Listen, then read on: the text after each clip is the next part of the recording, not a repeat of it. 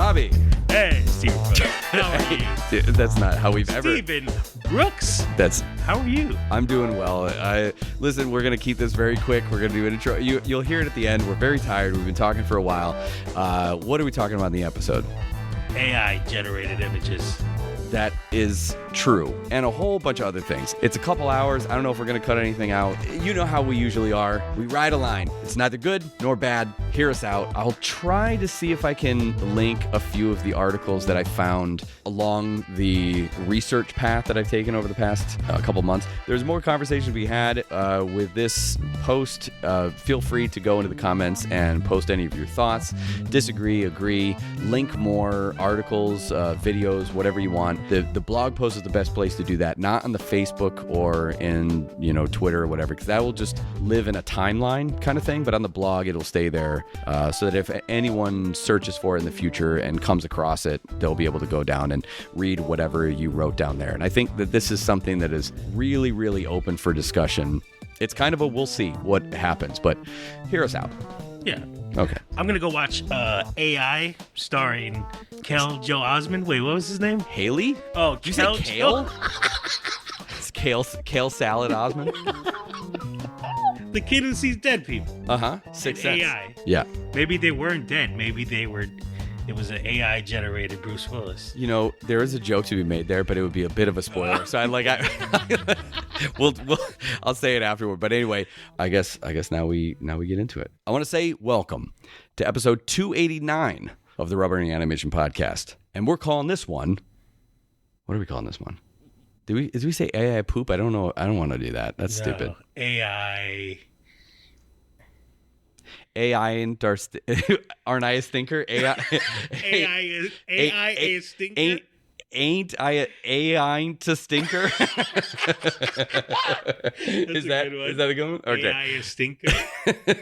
Okay, I'll just leave the brainstorm session in there. I'm Don Bluth. I'm Harry Partridge. Hi, I'm Tom Moore, teenage superhero. My name's Adam Phillips. This is Robert Valley. And I'm in no way doing a forced plug. No, sorry. Definitely go for that. And you're listening to...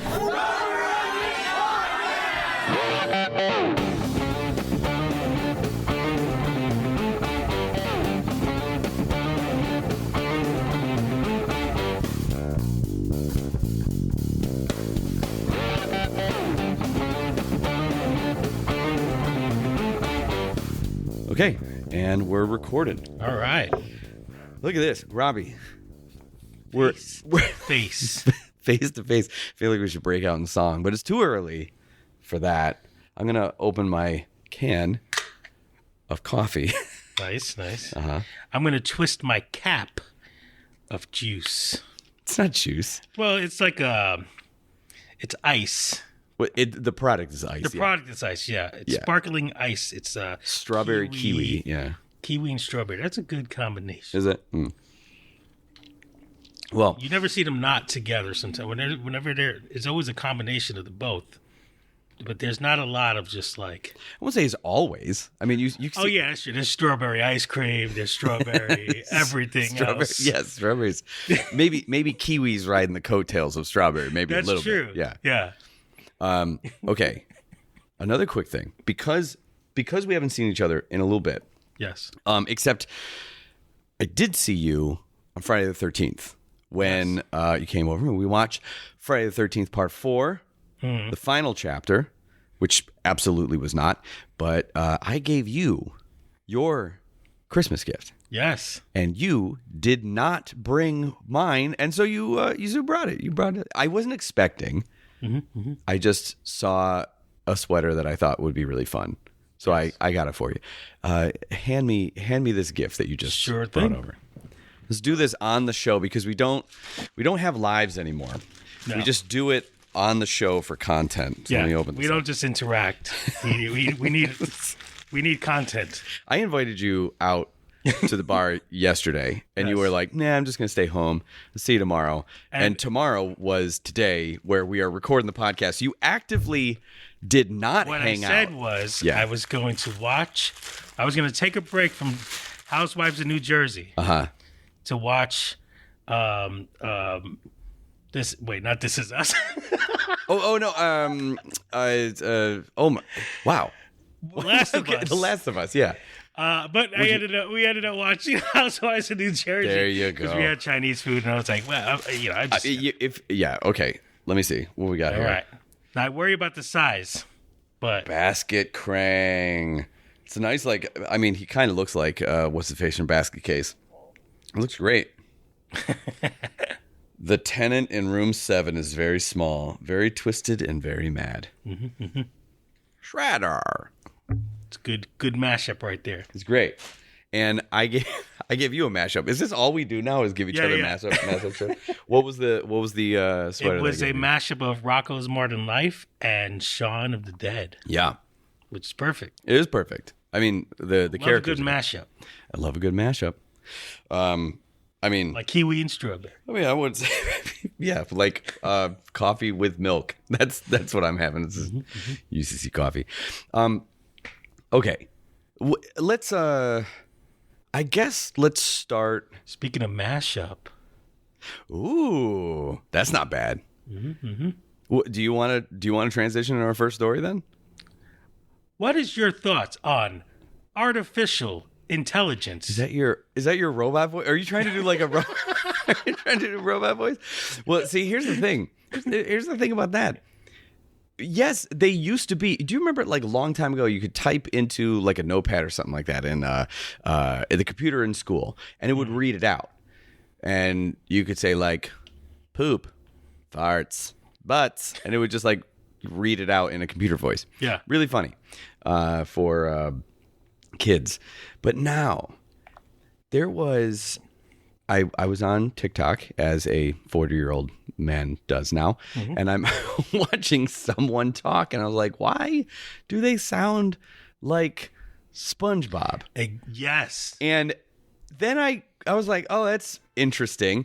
And then I went, and I was like, maybe it's just audio, and they're kind of lip syncing to it, because that happens a lot. I'll see people will do something to a video that is that's using the audio from another video that I saw. Yeah. And then I went to another one. I saw like same voice, different words.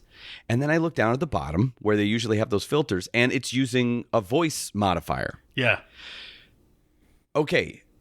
That's a form of what we're going to talk about. I saw someone talking about a very serious subject with the SpongeBob voice. And I just couldn't get out. I was like, this person really sounds like this? Well, there's also things where people will type it and it will read out the type in. And it's there's this kind of like old noir guy, voiceover guy that sounds like, go into the corner store to get a bag of chips. And it's this really serious voice, but then it's like a silly video. And I don't know, people find it funny. I think it's... We found the ultimate hidden gem in NYC. Right, yeah. My point. So continue talking about continue bringing up what you're going to talk about. Just your overall thoughts on AI. Okay, all right. So we're talking AI art.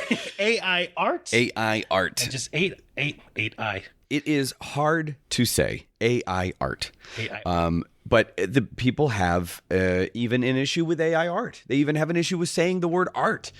So you can call it AI image creation, but that gets even more complicated. So what we're really talking about is we're talking about AI systems using deep learning based on inputted images that it condenses and then spits things out via prompts. There's a lot of different versions of that kind of thing, and there's a lot of different versions of using AI in other fields, which will probably end up flowing in and out of as our conversations usually go.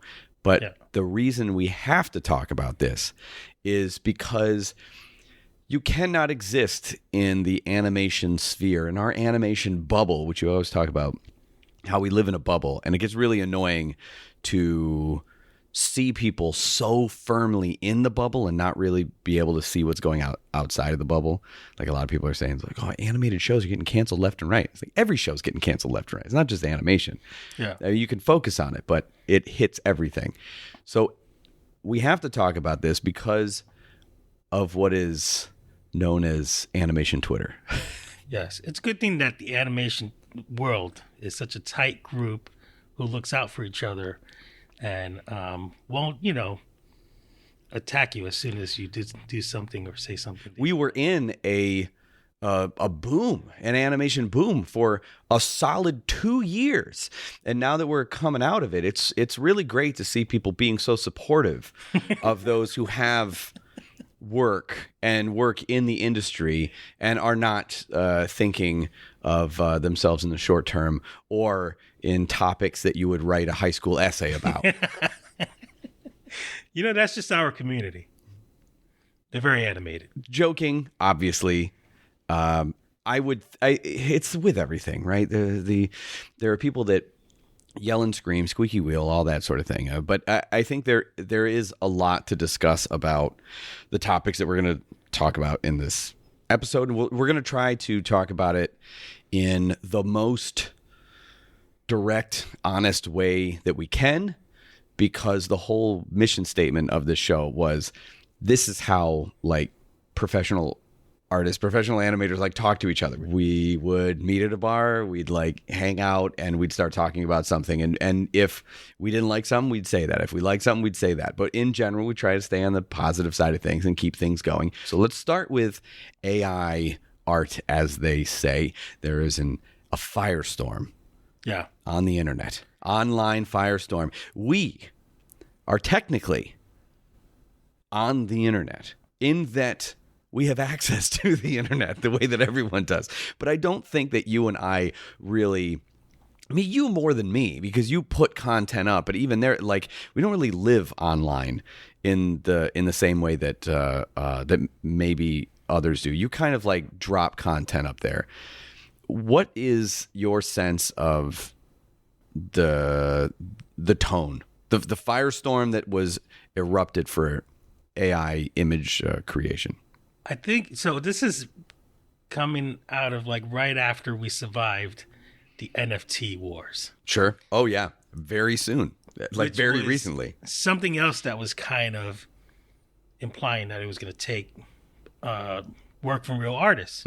Because you just draw a kangaroo with a propeller hat, and then you just try to sell that and put a Santa hat on it and say it's something else, and it's costing millions of dollars. And then as soon as that went away, we started working, messing. Oh wow, that was a thing. We started messing with what is it, Dolly?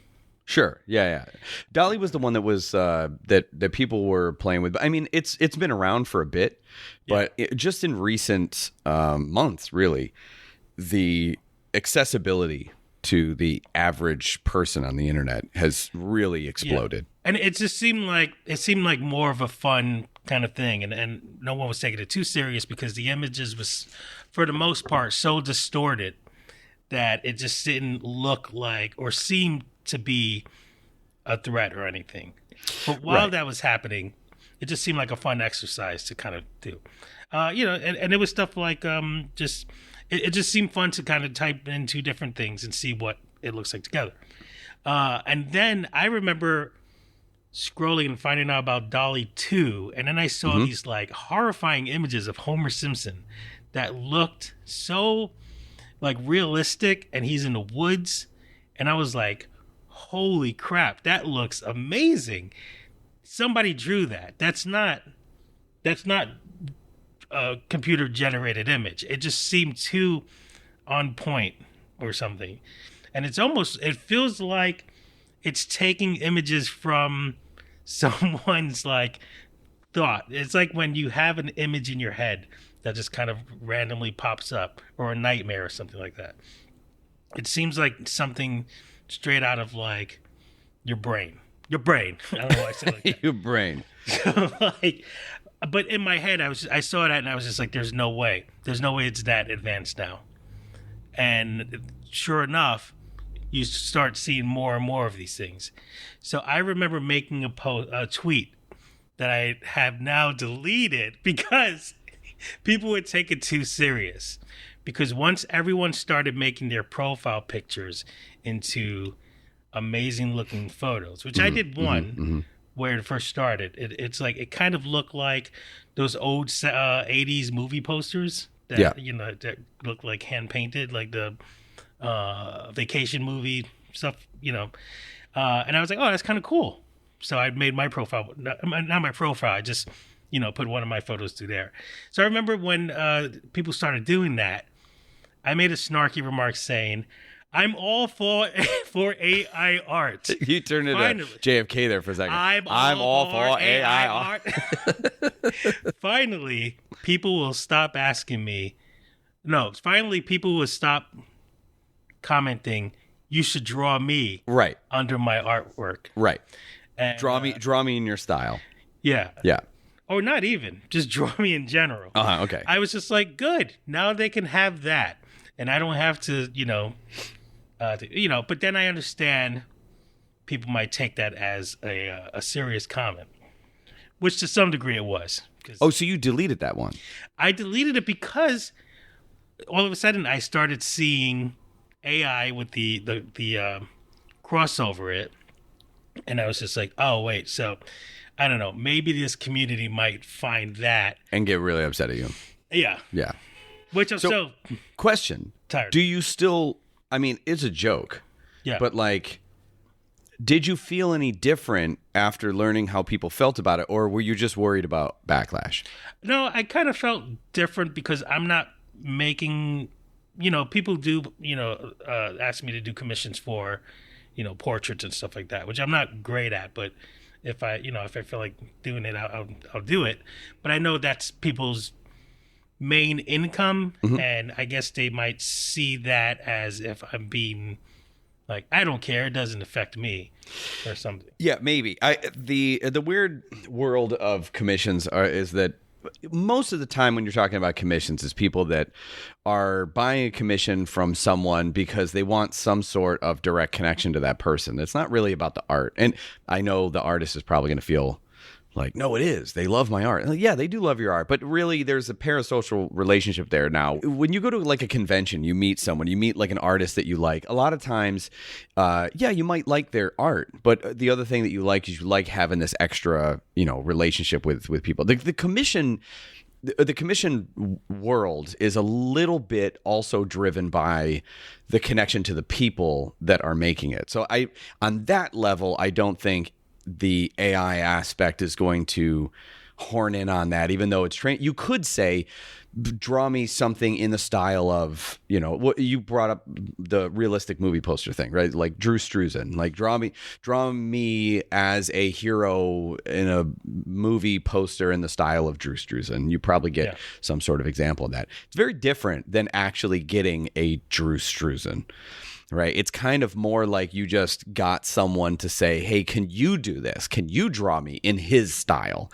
And it's more like, isn't it funny that I kind of, look like this in this movie poster, National Lampoon's Army of Darkness, that kind of like, standing on top of a mountain. Even what was it? Aqua Teen Hunger Force did the same thing, right? It was on top of a mountain. Oh, yeah. Kind of like, Anyway, so there's part in the taking jobs. I think the commission that we're really talking about is stuff like trading cards, or not trading cards, but like card games. Everyone knows Magic the Gathering and that sort of stuff. But there's other like an indie card game. Someone comes up with a card game, they want some art with it, they need to hire an artist to like make the stuff, and maybe someone who doesn't have a ton of money might make all the art that goes on their cards from AI art and say that we want it in the style of fantasy cards like Magic the Gathering or something along those lines. And then basically it's very similar to what you would get if you had hired someone to do that and to just copy someone else's style, but it was a person that did it. I think there's an added level of, but it's not a person who looked at it and interpreted it and drew it. It is a deep learning machine that looked at the art that the person had done and kind of combined things together. You're not really getting the exact thing. You're kind of getting a mashup, but I think there's to me, I read it as more skeevy kind of, it's just uncomfortable, skin crawly aspects, cold aspects of a machine doing it as opposed to a person. Yeah. So some of it is taking jobs. Some of it is about the copyrighted material question. It's being trained on copyrighted material. So what are the ethics of that, of using other people's stuff to be able to build a machine that can spit out things in that style? And then the other part of it is that it's not art argument, where art, by a lot of definitions, has a human element to it. Sometimes it doesn't. I mean, just by the nature of the way that we define words, they're shocking though it may seem, there is not one unified definition for every single word. There are bodies that will determine what the definition of words are sometimes, and there are some things that you follow. It's kind of like grammar or formatting for papers and things. There's not just one way to do it. There are different schools of thought on how to do certain things. So it kind of works with definitions. I'm just saying that just to say, some people are well, the definition of art is it has a human element. Yeah, sometimes, but that can change also. Yeah, and then there's a banana duct taped to a wall. Right. The element of creativity. Then you kind of get into other conversations like what is the element of creativity? What's the part of that? And I think that it just, right now the internet is obsessed with these abstract discussions that really are interesting, but they don't have any solid definition yet, and they don't have any solid meaning until you're on the other side of it, and then you look back and say, this is what it meant. Yeah, I mean, it's definitely based on more fear. Oh yeah, it's like when fear and also not really understanding. I think there's a lot of confusion over things, and that makes people feel very uneasy, and they're just worried that they're going to be taken advantage of. So they're trying to see it from every possible angle. How could this go bad? You don't want to hear, for that much, I could just do an AI version of that. You say that for literally everything, right? And how many people? It kind of boggles my mind how animators or other artists can get this up in arms about something like this moving in on their territory and not understand or not feel as enthusiastic about this kind of thing moving into other territories. There's tons of things where machines will take other people's jobs. And I think in general, people kind of get the idea of, just, I don't know, a machine that flips burgers or something like that. It's no entry level jobs or what, I don't know that there was that much fervor over ATMs when they came out, literally called automated teller machine. It's it's going to take away tellers, but it's not really what happens. You almost every single time, we have cars. I'm looking out the window. I'm seeing cars right now. We didn't go out and murder all the horses. I'm just saying, and just ran over a few right, with our cars. Sure.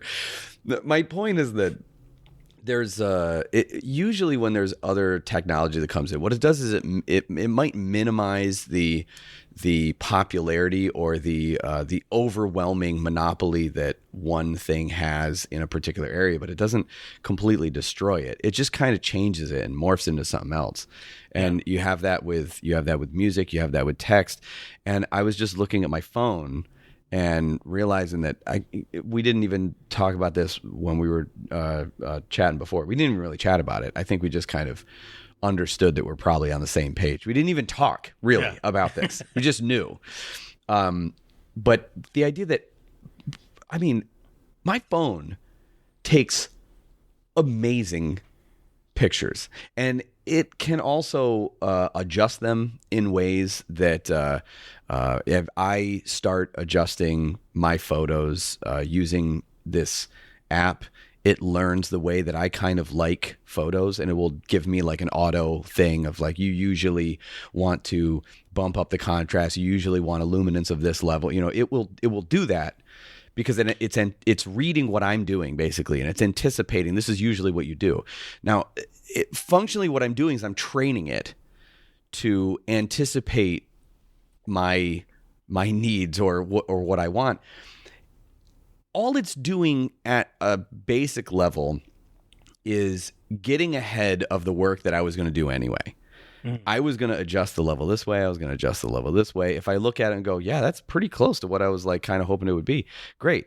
Then I didn't have to spend that time doing that and sliding those bars. It's a very minimal version of what the direction of AI is. And AI is just artificial intelligence. All it is, it's just think of it. I read this this article. I want to get the right one. It's called Infinite AI Interns for Everyone or Everybody.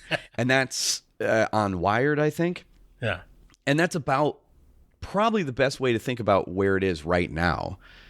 People have been using Siri for a long time. And I bet the people that are so upset about the AI art thing probably use Siri, maybe use Alexa or Google Assistant, but that is in essence what is going on. The AI art as it is right now is an artist from the wrist down, as they say. It's not really making a lot of decisions. It's just kind of merging things together. So finally, I'll just stop my rant on this. But like, if I were to tell it, if I'm brainstorming something, I could tell it something like, maybe an image.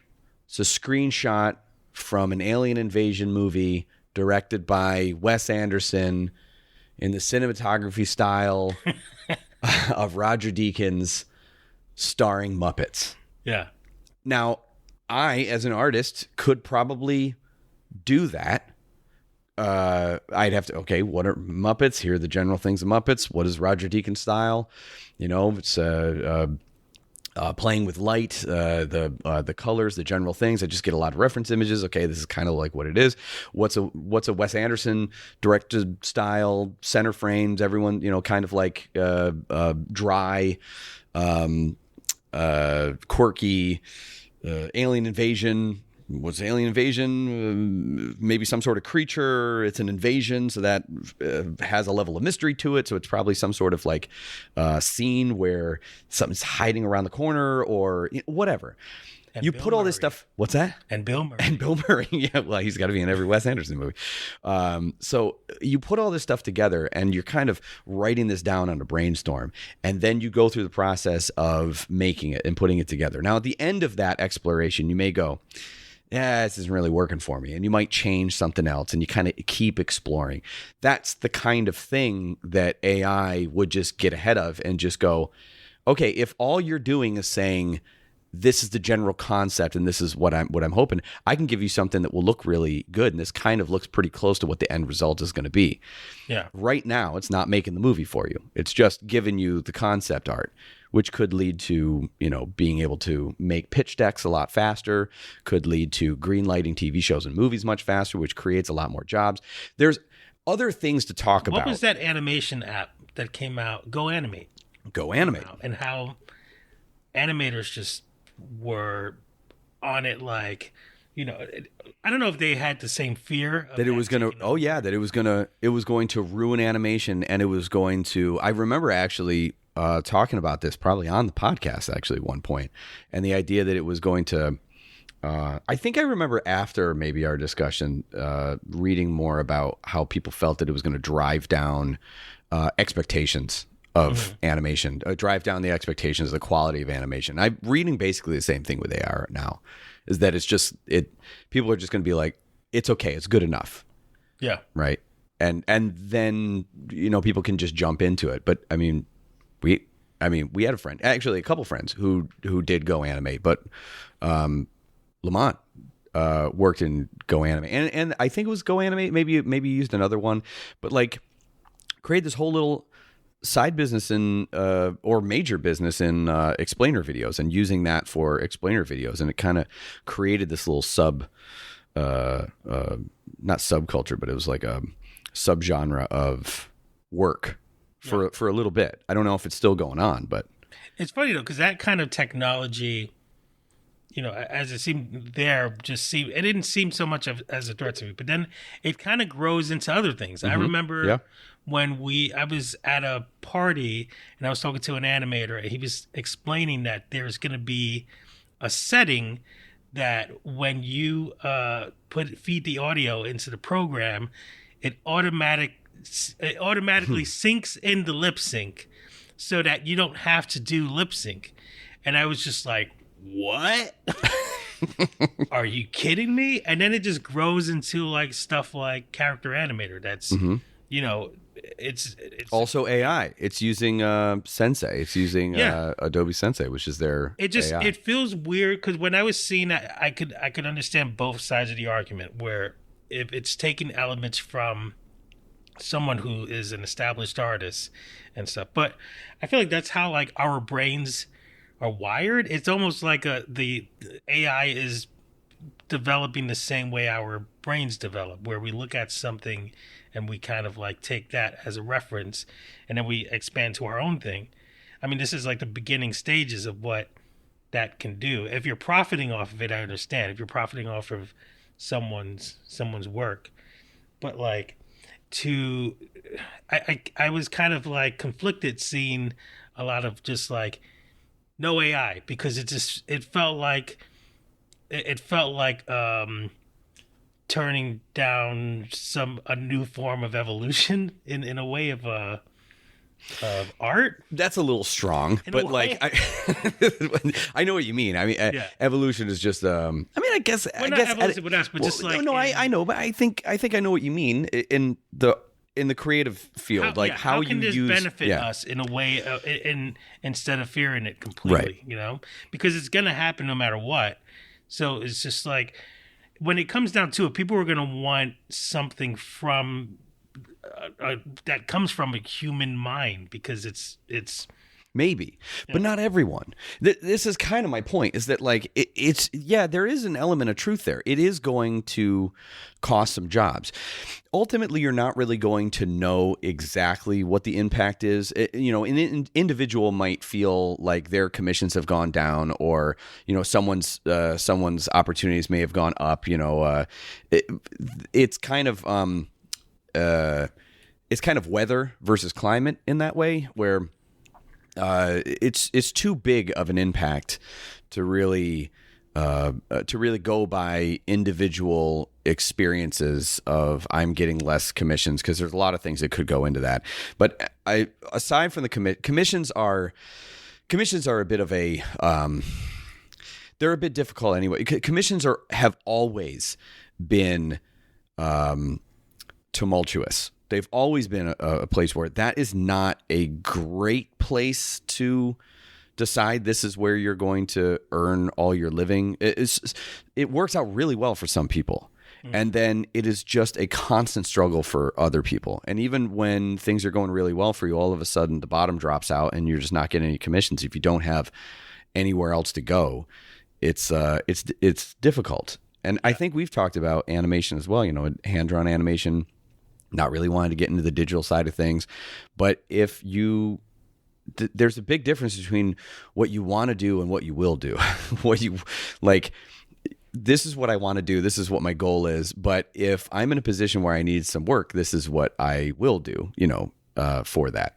Yeah. And because there's the reality of getting paid for certain things. And there's an element that I think that you basically brought up, which is you can't put the genie back in the bottle. Like you can't, I've used this phrase a bunch of times on the podcast. You can't uncook an egg. And it's like, the egg is cooked. It's done. You have a cooked egg.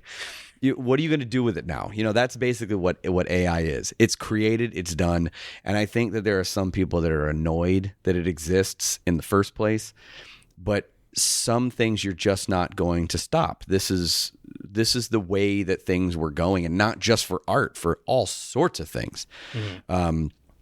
to the the idea of like assistants and planners and learning systems that will help proofread and copyright material. Copyright meaning like read through and make sure that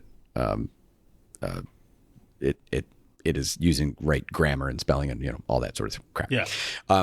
Not crap if you're copywriting. All jobs are respected. My point is that xerography, right, in Disney basically made, so it used to be an ink and paint department. You would ink the outlines of the characters, and then on the other side you would paint the colors of the characters on cells. Yeah. And xerography essentially took the ink out of the ink and paint.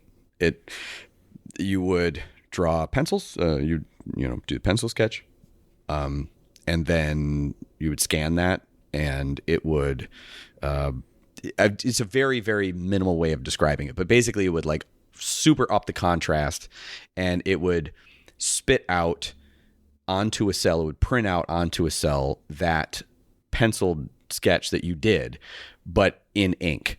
And so then you get something like 101 Dalmatians and Jungle Book and stuff like that, where it's kind of sketchy lines, because it was going straight from the drawing to the printing and not someone translating it into, tracing with a paintbrush. Yeah. Took an entire department out. However, Disney had passed away. Walt Disney had passed away. I think it was Willie Reitherman, who was like Wolfgang Reitherman, who was trying to keep he was trying to still make the movies, and he's like, just keeping Disney alive. And what is the way to keep Disney alive? Just keep going off of these ideas, make take away, like make them for cheaper, keep the Disney name alive, and that's where you get things like reusing animation of. Let's see, it was like Mowgli jumping over a log and Baloo and the bear. Well, I was going. Who's jumping? Winnie the Pooh. Robinson. Oh, Christopher Robin. Christopher Robin jumping over a log. Not Christopher Wallace. No, not Christopher Wallace. Christoph Waltz. Tony Robbins? Okay. And you were saying Baloo? Baloo and the bear from Robin Hood, which I forget his name. Oh, yeah. I mean, that's, Little John, but that's character. That's character design, right? They're using the same character design. So, yeah, things like that, but also, taking dance sequences that had already been done and then tracing over them. It ways to save money, save time, and it kept Disney alive for a while. And then there was a whole bunch of things that went into the movies that they were making, and then there's Fox and the Hound and yada yada yada.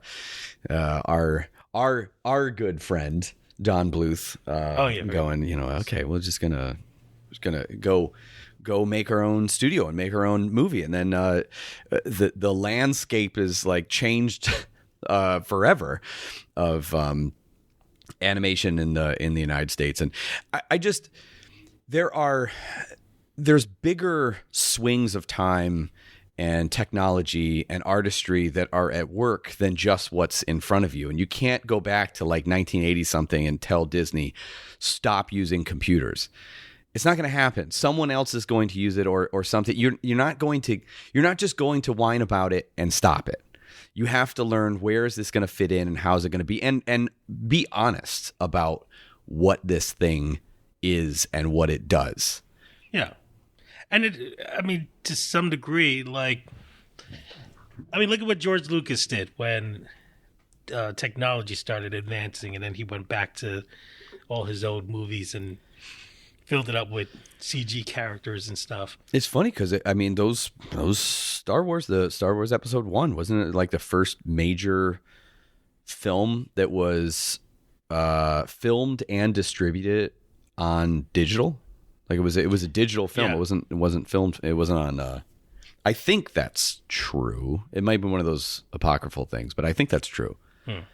So maybe he just, I've always kind of thought that maybe that was just like, because he's always trying to look at technology and kind of push. Yeah, you can do annoying things. Like you can do this digital dodge of Han Solo's head so that he dodges a laser blaster from, what's his face, Greedo, so that Han doesn't shoot first. It's just like, it's just stupid crap. I guarantee there's going to be things that are changed with AI. Like, if you didn't like the ending of a movie, you can recreate your own version of that movie. Sure. And have AI do it like that. You could probably do that, which I'm going to kind of, we talked about taking jobs and, it not being art, basically, but we kind of skipped over them. Essentially, the taking jobs or not taking jobs, on the ground, it's very important. Yeah. But as an abstract idea, you're never going to know how many jobs it took versus how many jobs it created. Yeah. Because it's going to create other jobs in other areas that are parallel to the things that it's taking. It's going to do that. You just don't know what exactly it's doing, right? Yeah. The smart bet is to learn about it and to bring it into your workflow. That's the smart way to do it. But definitely, I mean, especially me, I'm into business of making things look like other things, and that's true. AI could easily cover Tom Hanks in cheese in an image, and that's stuff that I had to do for work. Mm-hmm. I should be shaking in my boots, but I think I don't know. I could be eating my words. Maybe I'll listen to this podcast in 5 years when I'm living in a box eating out of a can of beans, and be like, I was wrong. I was dead wrong. Well, here's what I'll say about that. Maybe in that case, what happens? Okay, TV show, right? If the show's ratings go down and the budget goes down, they're going to tighten their belts no matter what, right? So what ends up happening then is they end up cutting bits and they end up cutting things. And so just take AI out of the equation. At some point in the future, if they need to tighten the budget, covering Tom Hanks in cheese may not be something they think is worth the time that is going to, the effort and the pay that's going to go into it. They might put you on other things.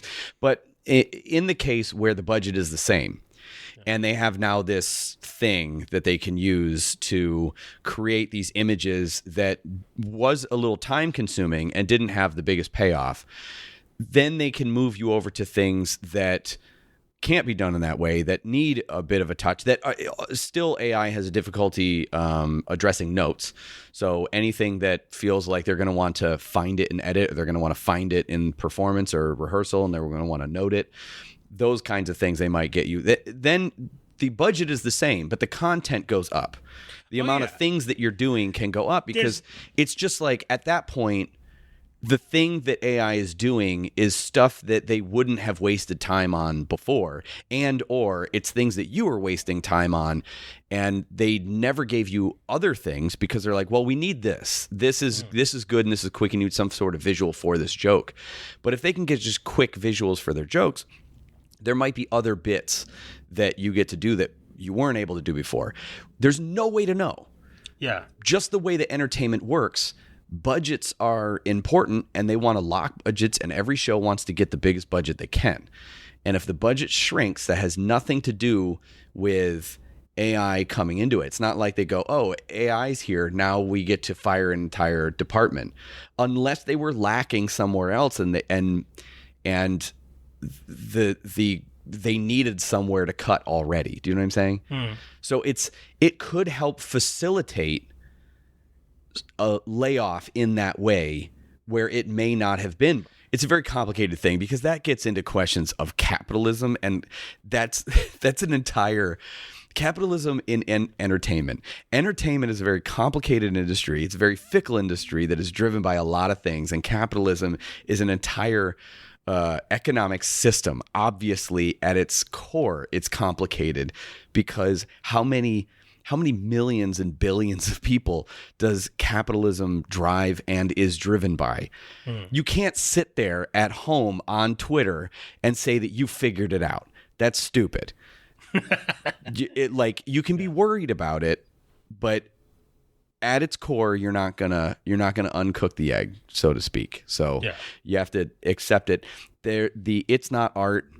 Frankly, I think that's also an irrelevant argument, because art is what we say it is. And if someone looks at that and says, I want to pay this amount, well, then that just goes back to capitalism. Like, you're not going to tell someone that's not as good as this thing. Yeah. There's literally they're just, I think you might have mentioned this, that artist who took images from people's Instagram. Oh yeah. And then sold it off. Yep. As his own piece. Yeah. We talked about that. Oh man, I forget what episode that was on, but there's this guy, Dave Raposa, which I followed from a long time ago. I think he was on the Adam Phillips's forum back in the day, but I can't remember. I just did a quick search just because I feel like you're going to remember these images. He did these. Oh yeah. So they're like the super realistic Teenage Mutant Ninja Turtles designs. Yeah. Now, those, yeah. when people might remember those, if you just look up realistic TMNT illustration, portrait, whatever, you're probably going to see them. It's the ones that were shared when Michael Bay's produced, Jonathan Liebsman directed TMNT movie came out. That as their thumbnails on YouTube, and they were using these as because it was before we had footage. It was before we had anything. It was when it was announced. They were using those to talk about it. And I remember, I think I'm friends with him on Facebook. I can't remember, but I remember him at some level posting something like, people using this again, it's coming around again. People just stealing my images and just using it and attribute it to something that's completely not saying who the artist is at all. Yeah. That has been happening for a very, very, very long time. Yeah. It happens constantly. There are plenty of times when someone takes a design and just rips it off and passes it off as their own. How many times have we made that joke about the laughing, crying face for radio stations? My big thing against for some reason, radio stations on Facebook always stealing people's memes and videos and things like that, taking out the attribution and then throwing it up on their Facebook page as though it was their own. Mm-hmm. That is infuriating. And that's something that you can actually go this is a person who's doing this and it's really annoying. But it's not going to stop unless there's a system that will stop them. And there wasn't a system that would stop them. You know what would stop them? AI. Do you want to know why? Because it works both ways. If you can analyze billions and billions of illustrations and put them into some sort of catalog, and then be able to pull bits of information out of that to combine together, you'll also be able to spot. You'll be able to create a program that will be able to spot artificially created and or completely stolen artwork. Mm-hmm. If it's in a database and there is an idea about where that thing came from or what the attribution is, if that is what you build, you could build the greatest copyright detector of all time. I'm not saying that's what's happening right now because that's not what the focus is. Yeah. But that's true though. Yeah. That could happen. And that's that's the other side of it that I think that people don't usually recognize when it comes to technology and technological advancements. While one thing may damage something, the exact function of the thing that's doing the damage can be used to detect something that is doing damage. And right now, it really is people. People themselves straight up steal other people's stuff. And that would be the quickest way to determine, oh, you didn't make this. This was already made. And it would probably be able to tell you where the oldest version of that on the internet is. Yeah. That's true. You see all kinds of stuff on Redbubble that I have a friend who made he made like a Skeletor Jesus painting, Sure. and I see that a lot in places. I mean, it's cool though. Who wouldn't want to steal that? You know who? Skele Jesus. Okay, no, yeah, I'm trying. Okay. Yeah. Yeah, but yeah, you don't see the guy, the head of the bomb detective department, getting mad that there's a robot now checking bombs. Well, I mean that's life and death. I think that's a little different. I mean, Arts when is a matter of life and death, I know. Brooks. God, as soon as I said that, I was like, someone's going to be like, "This is my livelihood. Life is in the word." Anyway, it's just there was something I looked this up because I was trying to find what's the most expensive piece of AI art. I just Googled that, and the most expensive piece of AI art is a portrait called Edmund de Bellamy, sold for a staggering $432,000 at Christie's auction house in New York City. It's AI generated portraits. And it features a slightly out of focus man with no nose and a blob for a mouth, dressed in what seems to be a dark frock coat over a white collared shirt. That was about $500,000. Wow. Now, I'm looking at that and I think this is garbage. Like if someone if someone painted this, Yeah. I would look at it and go like, that's like nephew level art, right? That is someone who's trying real hard, or it's just like a really old rundown painting. Well, the person buying it probably bought it for because it's AI, like the way you Because it's buy AI art, yeah, a exactly. painting from an elephant. Exactly. You know, It's not because it's great. Yeah, It's because of the story horrible behind it. reviews on animal paintings. Like, they're not good. What was it? We've had conversations about modern art before and how like annoying it is to sell a plain white canvas. Yeah. But you're not buying the plain white canvas. You're buying the story of the artist up to the point of making that. Mm-hmm. It's not the thing that you're doing. I was reading another article. I obviously I've been reading a lot about AI art. I'm waiting for AI to advance brains so I can have AI read for me.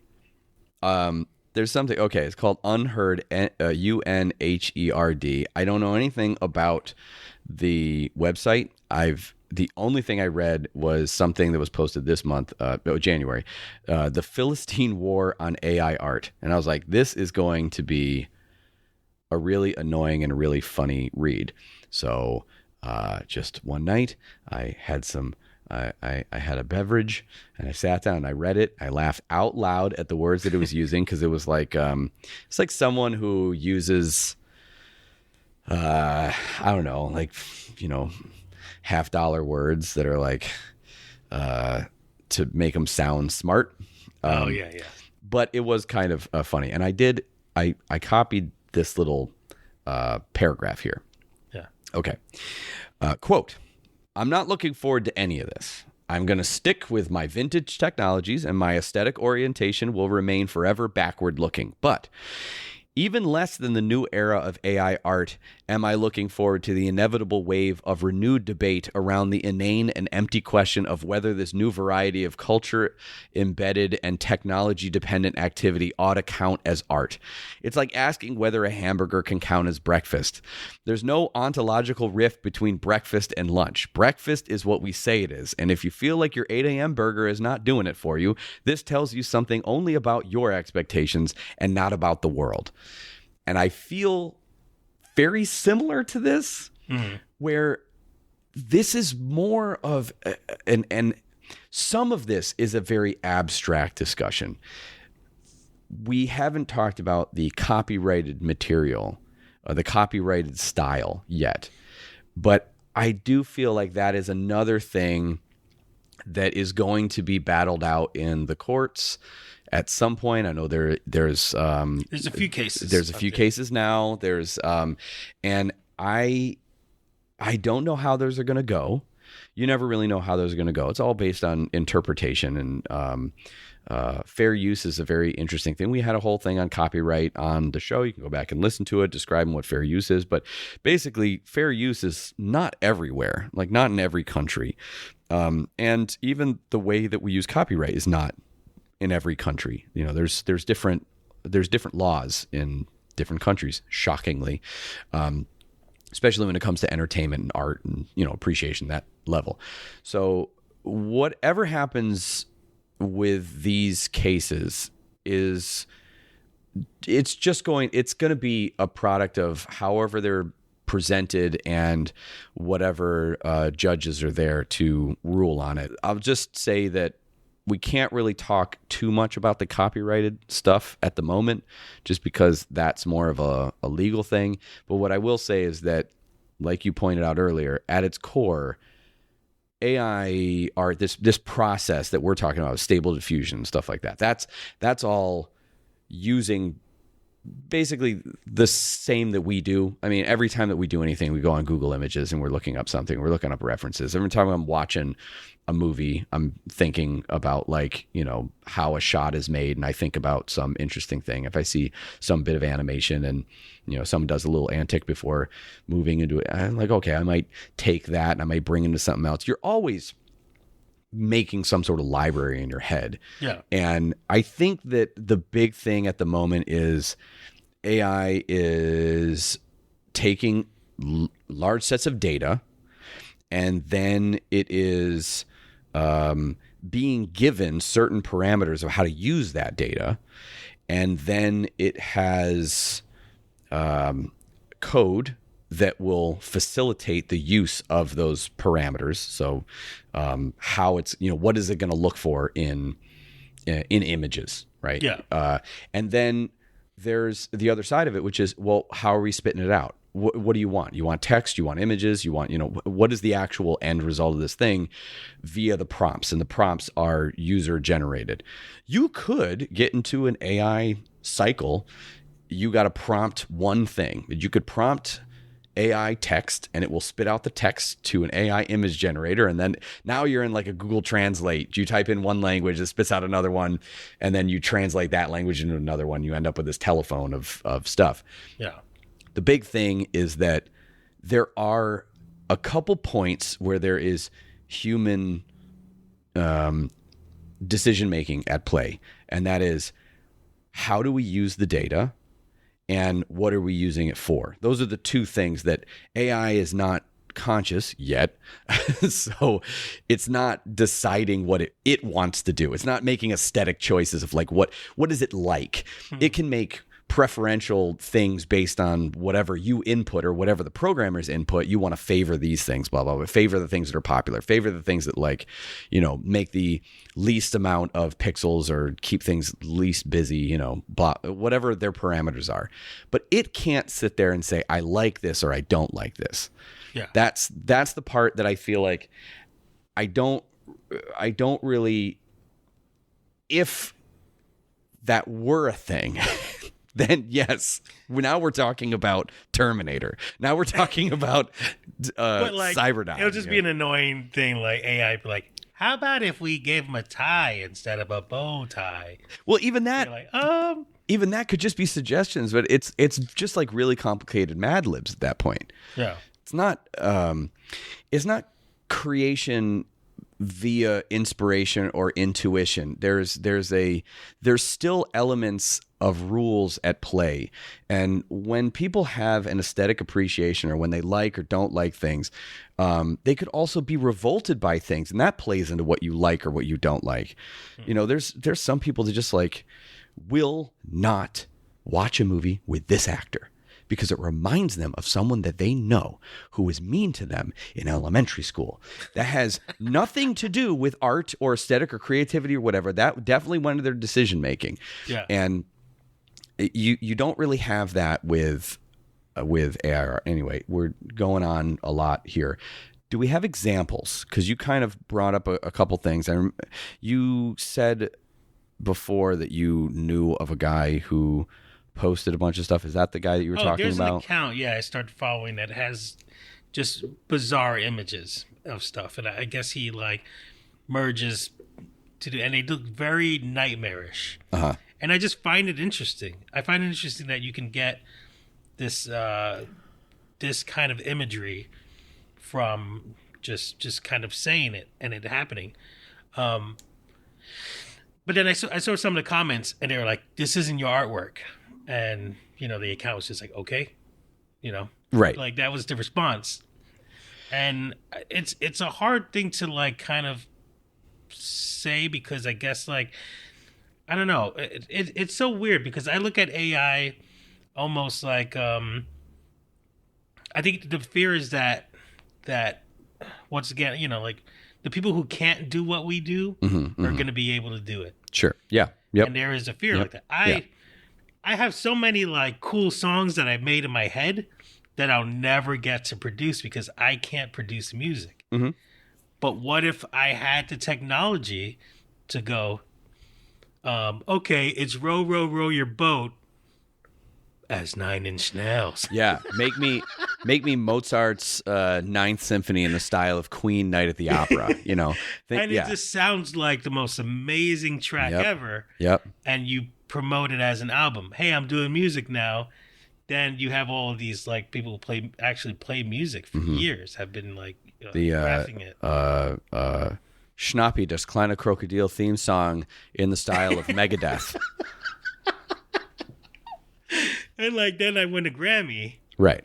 And everyone's down. So yeah, see now you're going whatever the logical. There's a lot of steps you got to go through before they would like allow, a grant. Okay, there's God, we talked about like mocap and virtual characters, possibly being up for Oscars, like having a character like Gollum, having a character like Caesar. From the new Planet of the Apes, that the virtual actor, the digital actor, the character being up for an Oscar, which would include all of the visual effects people, include the performer, include like everyone that kind of had a hand in it, the same way that you get Oscars for a team for like best visual effects and things like that. There's a lot of things you got to go through in order to recognize technology to that level. There's still areas of art and filmmaking that are not acknowledged in the Oscars or not acknowledged in other awards. And I think it's, sampling. I mean, the big thing, like Paul's Boutique, Beastie Boys. Oh, I was thinking right? that, yeah. Like, it's so funny because I said like can't uncook an egg. In my head I was just hearing Eggman. But like you like I remember seeing on the news when we were kids, it was probably high school, I guess, maybe junior high, there was was it Jay-Z Hard Knock Life sampling. And it was like, what is the ethics, the morality, the legality of taking something like this and turning it. Now I told you about working at an ad company. I'm in the bathroom, and for some reason Ariana Grande just like dominated the bathroom playlist at this place. I think it's Ariana. No, it might be. No, I might be wrong. I always forget who it is. Who's the one who does if I were a rich man, stole the thing from Fiddler on the Roof. Yeah, was that Gwen Stefani or something? I'm trying to think of like. I think she did a version of that, but there was also a version in the early '90s that I remember. But I think it was Gwen Stefani and Eve. I think that was a different song, but I think she did sample. Yeah, Rich Girl. Gwen Stefani, but there was another one that was Ariana Grande as well, and I can't remember what it was. But point is, few of my favorite things. Yes, yeah, exactly. Sound of Music, right? Yeah, and it like somehow we're like okay with that on TikTok again. 40-year-old guy going through TikTok and just seeing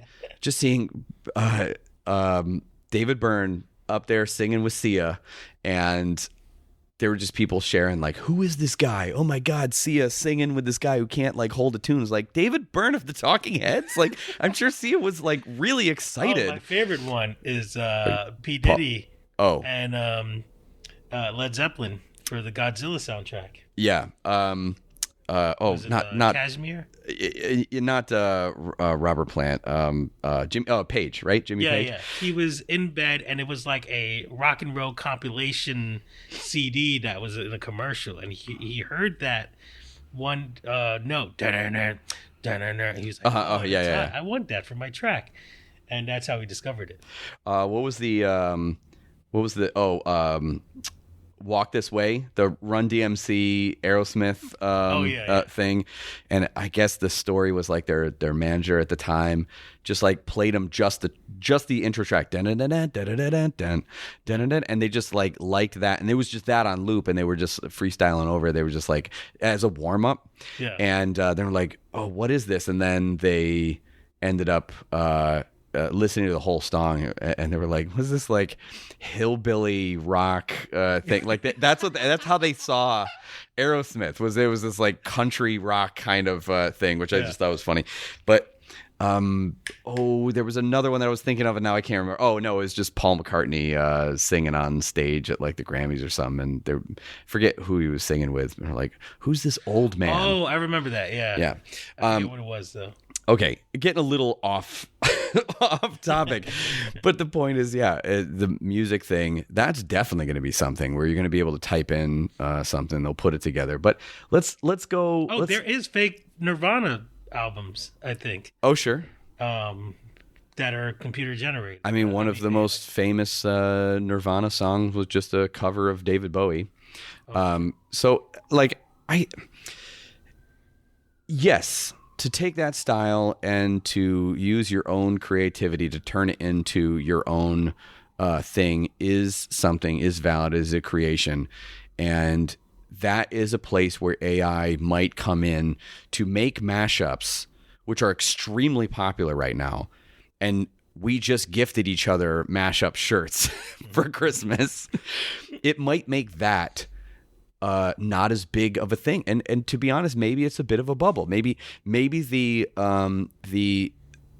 era of covers is going to change. You're going to have to do something that's a little bit more unique, that has a little bit more of a touch to what you're doing, and that's where you get something like taking a song that may sample from something else, but you're putting your own lyrics and your own stuff on top of it, and it might. I think of it just a little bit more like a brainstorming session. It's just putting, there's mood charts, there's mood, there's like a mood reel, just taking videos of things and putting them together and say, I kind of want something that looks a little bit like this.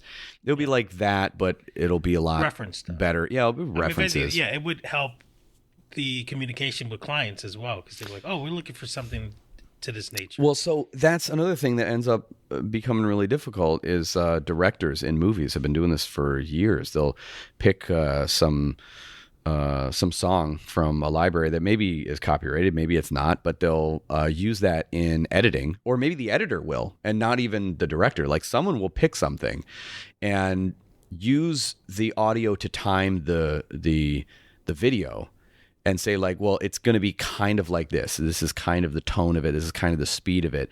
Before the composer's even done writing music for it. Like they've been hired to do it, and they're doing it. And there's many stories in Hollywood about directors getting in fights with composers when the composer has not had a chance to write their the score for this moment, and the director and the editor have chosen a temp song, and they get married to the temp song, and then go back to the composer and say, I think I'm just going to use this, or can you write your song to be like this one? It's like, no, I can't. We have a whole theme that I'm tying into this other one. I can't just like drop the entire motif of the score to just wedge. I've used horn in so many on this podcast, to wedge in this thing for this moment. It's been happening for years. We have to at least be honest about like, what is the driving force behind this stuff? And if this facilitates something that already happens, all you're doing is you're speeding up, as you called the evolution, to get to a point where, okay, well, now we have to kick over to something else. Now, okay, fine. If that's the way you want to do it, if that's the way you want to go, and this will fill that spot, then the skills and the attributes of the artists at work are going to need to shift over to some slightly different things to do that will then find their way into the entertainment process, or find their way into the art world in some way. It's just a shift. And I know it's easy to say that, but it's like anything. If you don't find work over here, you're going to have to find work somewhere else. The skills are not going away. AI is not taking skills away. It is piggybacking on top of things that have already been done, which is exactly what every artist on the planet does. It's just doing it really fast. Yeah. And it's doing it in a way that will spit out a lot of passable material. Yeah, we live in a time now where we can make movie graphics in our own homes. Oh yeah, we can make a full-length film on our cell phone right now. Do you know how angry people were with Flash? Like when Flash came out? Really? Oh my God, yeah. And Newgrounds was like the death of animation. It was going to lower the art form. Too many amateur artists, too many amateur animators coming into this industry, and well, that's what killed it. Not the fact that these movies cost millions and millions and millions of dollars, and there was a CG boom coming up right behind, and Pixar also happened to have a real focus on story, and there's a lot of things at play. Yeah, you know, and no, 2D is probably not going to come back in the same. And 2D saying, your classic, hand drawn, big budget, things like Lion King still had CG elements in it, but primarily hand drawn. Like, you're not going to see something of that kind, at least for a long time, until nostalgia reaches a point where other forms of content are not filling that spot for people. Because that's the only way that you're going to get something like that, is if enough people feel like this is something that I need to fill the hole of whatever content I am hungry for. The only reason that we are hungry for so much content is because technology progresses, our lives progress. The life expectancy continues to rise. We get a little bit, we try to get a little bit better incrementally as we go on through life and development. And now we just have like streaming, now the streaming wars, canceling everything, but they're canceling everything because everyone wants to stand out. Everyone wanted to stand out, and they spent hundreds of millions of dollars, billions of dollars, trying to make content to compete with other streaming services. And then they were creating their own streaming services, just trying to get a piece of that pie. And it became pretty obvious, we're just wasting everyone's money. You just needed one company to jump ahead of it and go like, you know what, we're not doing it. Warner Brothers Discovery was the one to do it. 2022, they just started chopping out everything. Remember, the Batgirl movie was probably the biggest thing. They're also like chopping out all sorts of like Looney Tunes things so they don't have to pay the royalties. And they did it, and now every other company's doing it. They're canceling things that are already in the can. Entire seasons are done. Was it Pantheon? Pantheon season 1, we talked about the trailer. It was on AMC. Pantheon season 2 was either done or in mid-production for season 2, and that was shelved. Yeah. It's just going to be taken out to a desert somewhere and buried. That Scooby-Doo... the Halloween one. Christmas. It was a Christmas movie. Oh, was it? Oh, I thought it was a Halloween. Oh, maybe the Halloween one actually aired. That was canned. I don't remember. I mean, there's a million. Yeah. That's a topic for a different. But I mean, Inside Job It was an Inside Job, yeah. Inside Job. I guess that was greenlit for another season, and then ungreenlit. Like they had an actual order, and I don't know if they'd started yet. Maybe they started pre-production, but then they pulled back on that. Yeah, that could be a good topic for a show. Like, what is it? Are we better off doing our stuff independently, or selling it to a network? Aha. So see now you get to my other thing.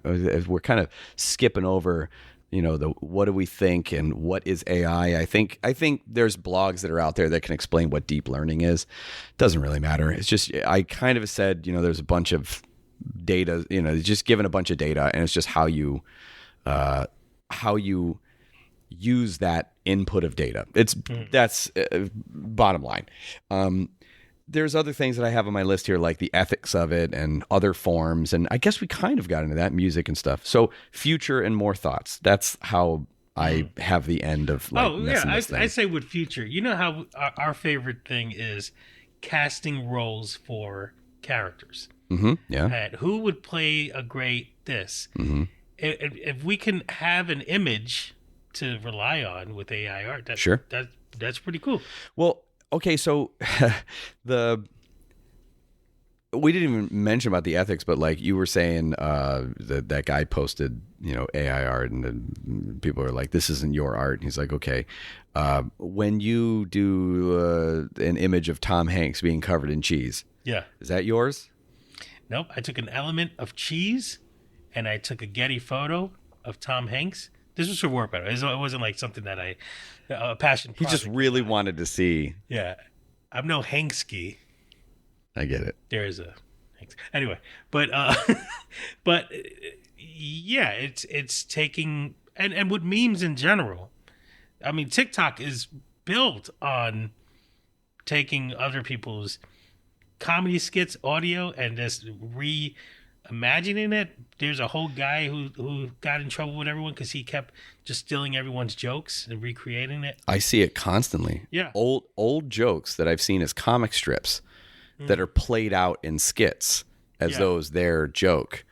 I find it annoying, but it is a different media. And like, nobody has a problem with it. Yeah, right. My dad's phone is forever doing that fake laugh for TikTok comedy. The one with it, it was like Instagram, Reels. Oh yeah. That guy? My dad's just staring at his phone. We're trying to watch a movie, and you hear. That's a pretty good impression. That's all his phone does now. Yeah. I regret giving him a Instagram account. Do. Okay, so. You said no, it's not, because you took elements and you put it together. Obviously, there is a bit of there's creativity there, but who gets credit for that creativity? Is the person who comes up with the idea of that to then say do it? Because I mean, you're basically doing it. What does it look like? I mean, it's a collaborative thing, right? You're coming up with the idea. I think that's the other thing that kind of gets lost in all this, is that coming up with an idea is not nothing. The actual function of doing it sometimes, and we've talked about like coming up with a joke, and then you search on the internet for something, and then when you find that no one has done it, you're like, damn it, now I have to do it. As opposed to like getting, searching for a joke and finding out that other people did it, and you're like, oh, thank God, I don't have to spend my next, week doing this joke because other people have already done it. Coming up with an idea, coming up with a joke, or coming up with anything really is a huge part of the creative process. The actual function of doing it is, then you're getting into like commission kind of things. Then you're getting into the thing where, yes, there is a creativity that goes into being able to take those out, find the right elements, put them on top, composite them in the right way. I mean, that's essentially what compositing is. It's merging things together, different elements to make them look like they belong together in one thing. Yeah. But even there's a charm to the way that you did that one, because it doesn't look like he's really covered in cheese. Like, it's a fake image. Yeah. But there's a charm to the kind of... I actually find that the more realistic you make a graphic, the less funny it gets. Yeah, exactly. Right. And I learned that the hard way when I had to make goth Hulk, and then Colbert was like, "Is that a real image?" And it wasn't funny or anything. Right, because it just ends up being kind of like, kind of confusing. Like, it looked like just Chris Angel in green. Wait, what if Carrot Top went goth and see that plug that into AI? I think, but how we do it there is we have a site that we have to get these images from. Right. So if they do that with AI, like a Getty image kind of thing, yeah, you pay off artists. Yep.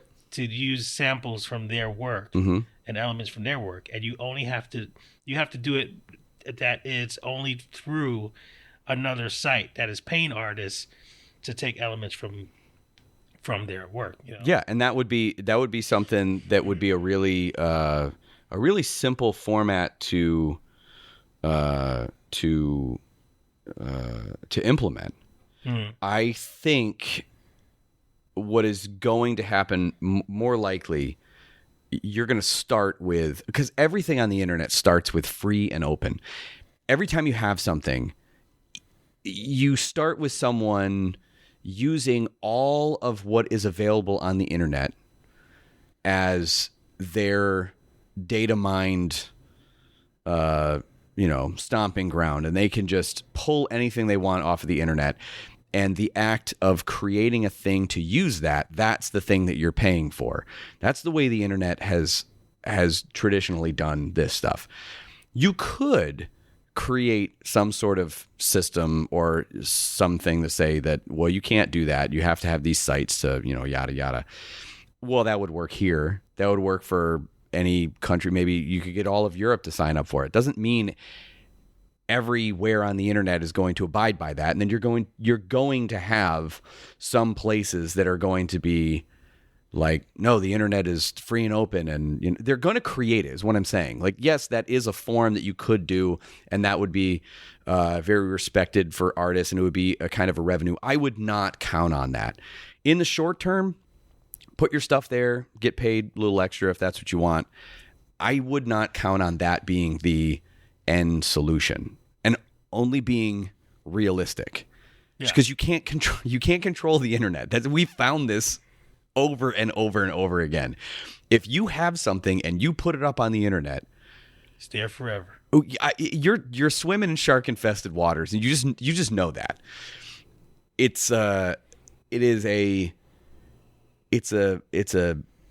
cuts both ways. It's a double-edged sword. You can use it as a platform to get out there, but you can't control what happens when it is out there. People that make their living off of putting stuff up on YouTube and then complain when YouTube changes the algorithm, it makes their livelihood more difficult. It is hard for me to sympathize with that, because you put your entire livelihood behind this thing that you have no control over, and think that just because it's there, you deserve it and you need it, you own it. I literally just watched a documentary this morning. There was it's so stupid. It's the Pez Outlaw, I think is what it's called. It's actually kind of fun. It's like 90 minutes. Pez? Yes. It's like 90 minutes. It's just this guy who, it's hard to explain, but basically he just ends up, getting into the world of like kind of buying Pez that is not distributed in the US. He like ends up going to Europe and he buys this stuff like directly from the factory that Pez US does not want to import, because they're like, that doesn't look good.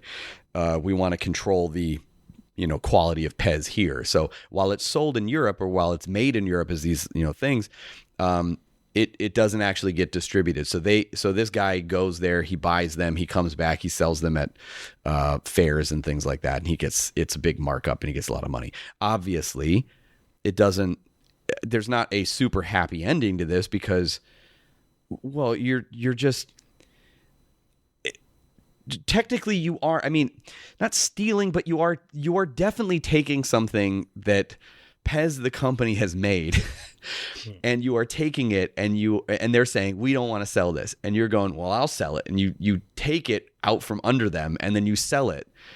They're of course going to do everything they can to shut you down, because you didn't make Pez.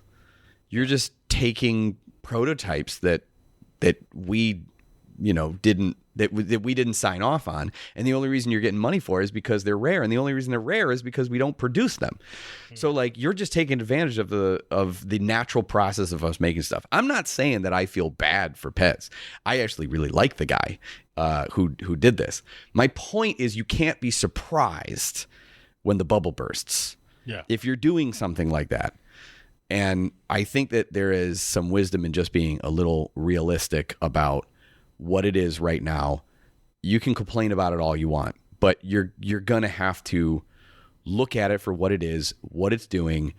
Let the law do its thing. I would not hold my breath that is going to control the rest of the internet, because I mean, people still download things, for free. Happens all the time. The internet is a place of thievery. Yeah, look at Napster, the whole Napster thing. Yeah, it didn't stop anything. The music business just had to find a different way. They had to be able to compete with free. And here comes Spotify. Spotify starts in Europe, and then it launches here. There's and even that is like, it's not great for the musician. It's not great for the music industry. It does take the general earnings of everything and slam it down. You have all this stuff about Ticketmaster, right? Taylor Swift. I don't know. I don't even know the story. It was like she has her tour go on sale, and then Ticketmaster oversold or something like that. I kind of forget how it worked, but that may just be the thing to take down Ticketmaster, or something else is just going to come in its wake. You just got to roll with it and kind of know what it is. So let's say future wise, I do think that the future of AI is basically think of anything in the world that you do right now that is redundant. Anything. Poop. Sure. It's a bunch of poop. AI poop. I mean, Imagine. you know what? AI poop may be a good name for the episode. It's that's what people want to replace the art with. There's AI poop, not AI art. I'm sitting here talking to you, Yeah. and I'm pooping, but not me. I have AI pooping for me. Well, so the other way around. Let's say you're here talking with me, but it's not you. Yeah. It's a chat bot that has been trained with your interests, on your voice, and I talk to you and it talks back to me. We could literally in the future have a podcast with two people that is discussing things the way they would discuss things. Oh God. But while they are off pooping. Yeah. you're not actually if talking. we start posting once a week again, it ain't us. It's AI. It's AI. Yeah, exactly. So basically anything that you can think of that is just, if you can take your hand off the wheel and just do something very simple for a while, AI will do that for you in the future. That drive itself. Exactly. I'm thinking being able to put mood boards together, color scripts, things that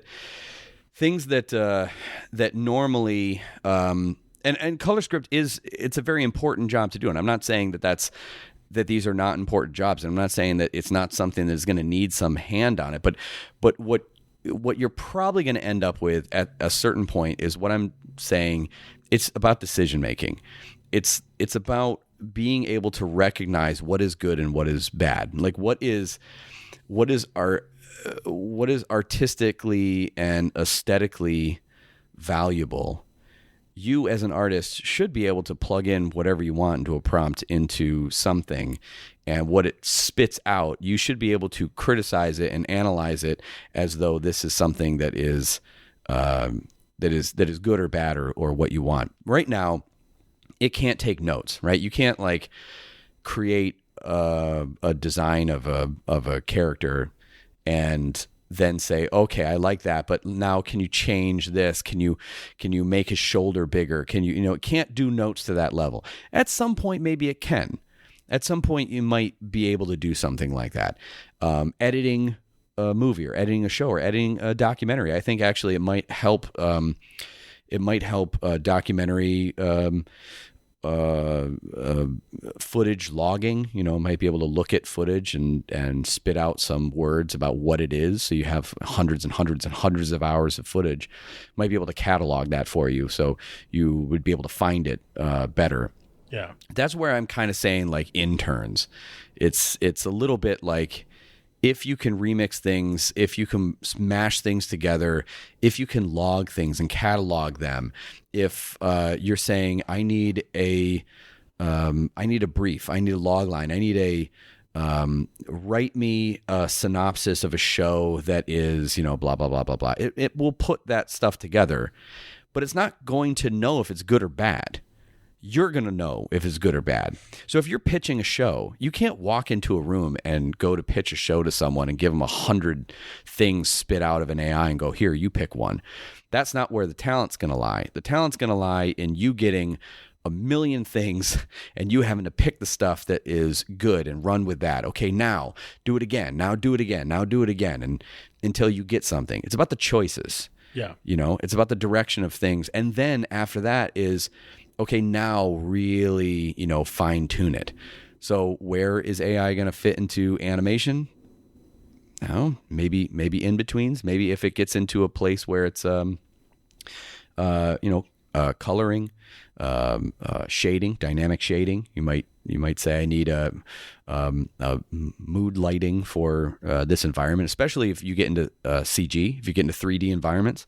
Yeah. Being able to actually say I need a rundown factory that used to make textiles, shut down in the 80s, mostly wood, some overgrown material, busted out windows, overgrowth.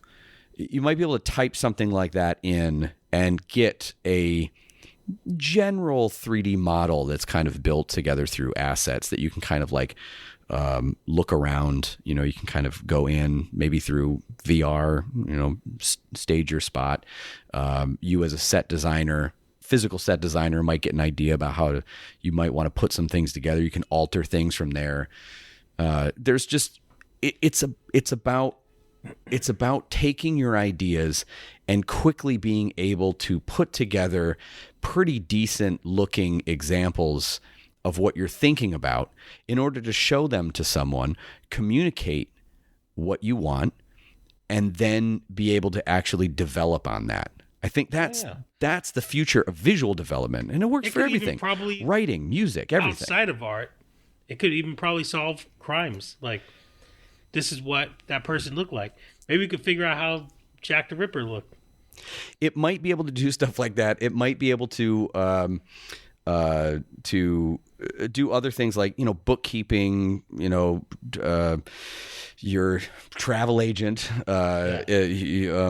correspondence.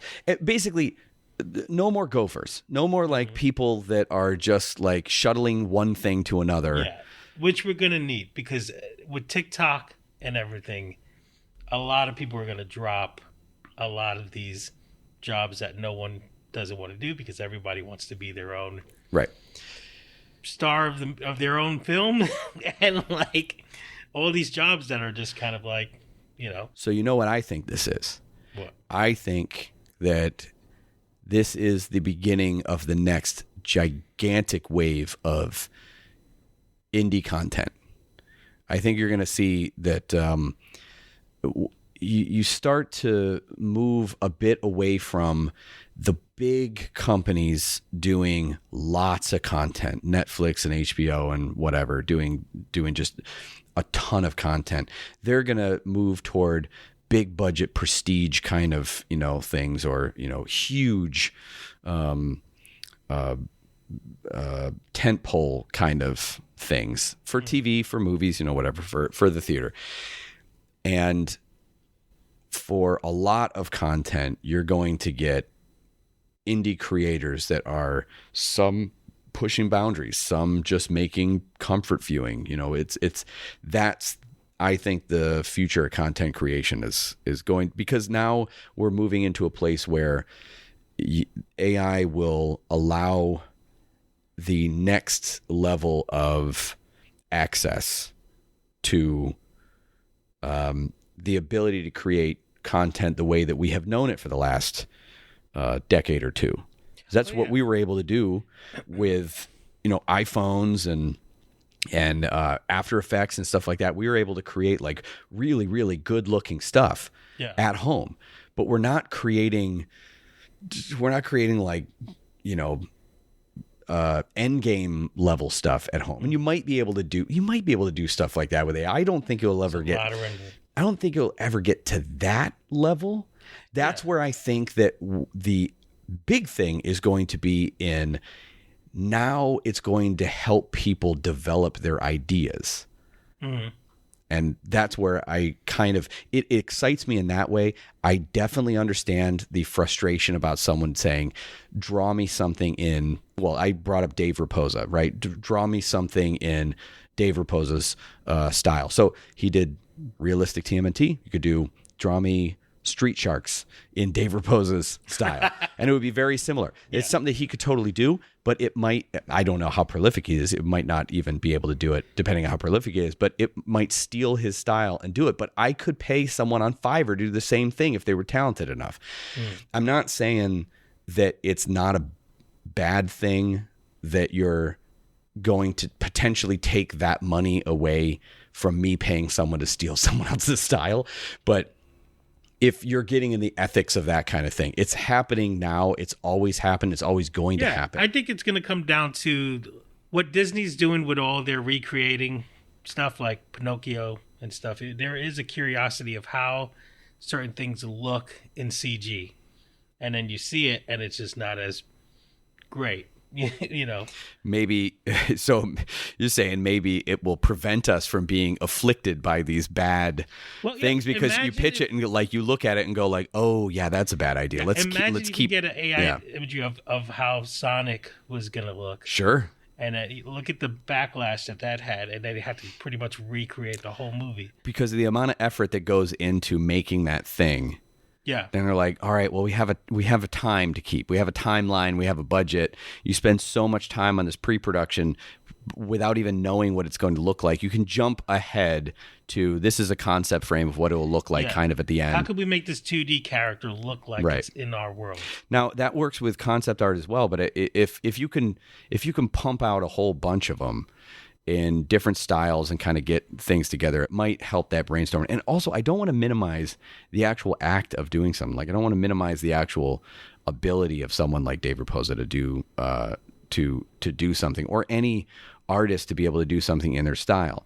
The development of a style is really difficult, and if you have a unique style, that is so difficult. That's such a thing that is that's like the holy grail of artistic discovery. I've never felt like I had a style. I think there are some people that might be able to recognize something that I've done, but I don't think it reads like a style. You know what I mean? To the point where someone may say, draw me in, the style of, Garfield or whatever. It's not a particular. You're not really getting that feeling. Matt Groening, the Simpsons characters. That's why everyone loves being designed as a Simpson character. Now, there's apps and things that you can just say, turn me into a Simpsons character. Oh, yeah. But I and that's been around for a long time. I think that there's if you're able to develop a style on your own and AI trains it off of that, you might be able to also make something that would be free and open, and you might be able to force some companies like, Facebook and Google and Twitter or whatever to be able to say, okay, use this that will name the style of the artist that this thing is done in. Detect if it is AI created, and then give a little info dialogue. You could click it and it could give you all the things that likely were the prompts that made this thing, and then it would have you discover, the artist or the thing that was made. I think that kind of stuff is that would roll with the punches. That would be something to put your focus on now. Is try to put all this energy into getting some developer to make something that would look at a piece of AI art, detect that it is AI art, and see and try to analyze it and get the text from it, because that's how it started. It started by assigning text to images, and then they essentially reversed it and said, what if we typed in text and got images? Yeah. So just go back to the first one and say, analyze it and tell me, what style is this? And that might be also kind of cool. Like, what style is this? What thing is this? Who works like this? Yeah. And it might create more commissions. You never really know how it's going to work. I'm just saying the firestorm and the fervor over it is a little bit defeating and simultaneously self-serving. It kind of makes people feel good to complain about it and to say that this is going to be a terrible, when people say this is going to be awful and then it ends up being awful, I feel like there's a little bit of like, haha, see, I told you, as opposed to, well, you're not stopping anything. You're not doing anything. Yeah. You just want that thrill of being right. I mean, we saw the Emoji Movie. I mean, we didn't see the Emoji Movie. And I saw that it was a thing that knew. was, also poop. A lot of poop in this. A lot of poop. Gotta bring a poop at some point. I mean, I don't want to be reductive about, obviously, people's Poop is taking elements that you've eaten, consumed, digesting it. taking it out. Yep. See what comes in out. a package. But in the end, it's just all crap. Nice. I was just saying, I don't want to be reductive of people's talents. And I also don't want to say that something like the creation of the ideas or something are more valuable than the effort of putting pencil to paper, or putting fingers to keyboard, to type up something, or pick to strings for guitar. I don't know. I'm just trying to think of other forms of creation. I want to say that the actual act of doing something is not worth something. People train for years and years and years to develop the skills that they might naturally have, or that they need to create out of nothing, to train these attributes to be able to perform at a level that is high enough to where people will pay money to have them do something that they want to see done. And I'm thinking of visual effects. A lot of artistry goes into visual effects. That takes tons of jobs away from stunt performers. But there are some stunts that are legitimately dangerous for some stunt performers to do, that they might go, you know what? If visual effects can allow me to never take a car hit again in my life, I will accept it. Because it's like famously well known, there's no real good way to get to fake getting hit by a car on screen. Yeah. And that's the thing that everyone kind of hit. You just kind of have to just get hit. There's like, you can jump up on it. You can there's other ways. There's ways that you can do it to mitigate those things. But at the core, you're still getting hit by a car. If visual effects can make it realistic enough to where a person doesn't need to do that, they can put their focus in other areas. And I think that's kind of, but there are times when someone will do a stunt and then the studio will be like, he's not falling far enough, or he's not it's not happening fast enough. Let's replace him with a digital, performer, or they haven't decided on an outfit yet. Right. And then the stunt performer does something and goes like, I don't really like that. I don't like that outfit. We're going to have to change the outfit. Well, you have to paint them out now. You have to create a digital double and basically recreate the stunt that they did. So their body being in physical peril for this action is not the thing that actually made it in the final film. Yeah. It kind of ends up being like reference. And I think that I think the future of our art form is going to be kind of like that, where you're going to have to play this dance between how much is when do you actually do the in-betweens? When do you actually do the concept art? When do you actually do these things?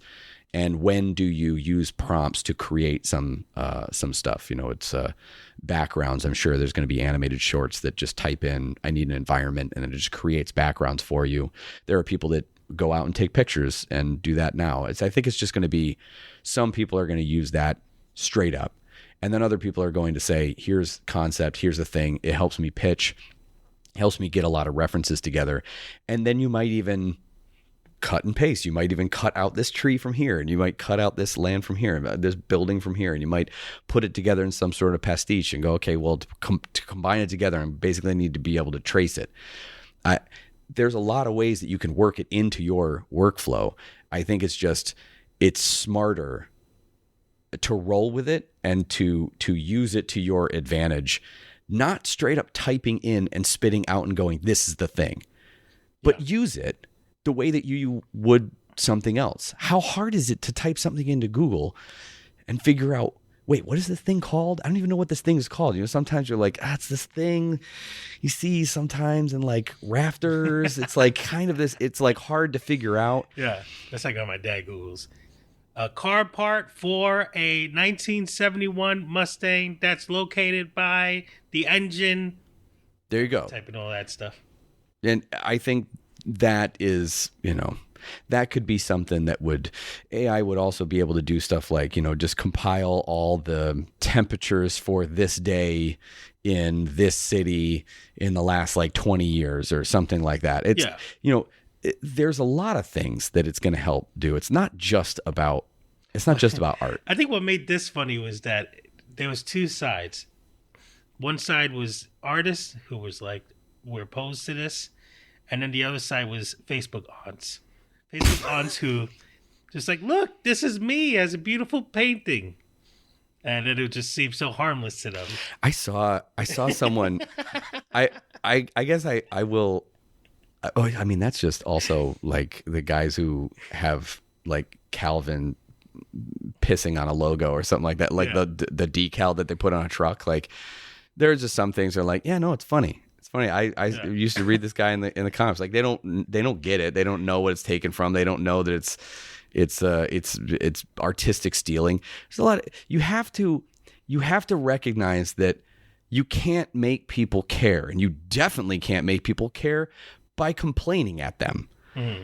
Because how many times have you tried to say like, this person is just like ripping this video off and just putting it on their channel, and they're getting views for this. And I'm like, yeah, but I wouldn't have seen it otherwise because I have no idea who this guy is that you just told me.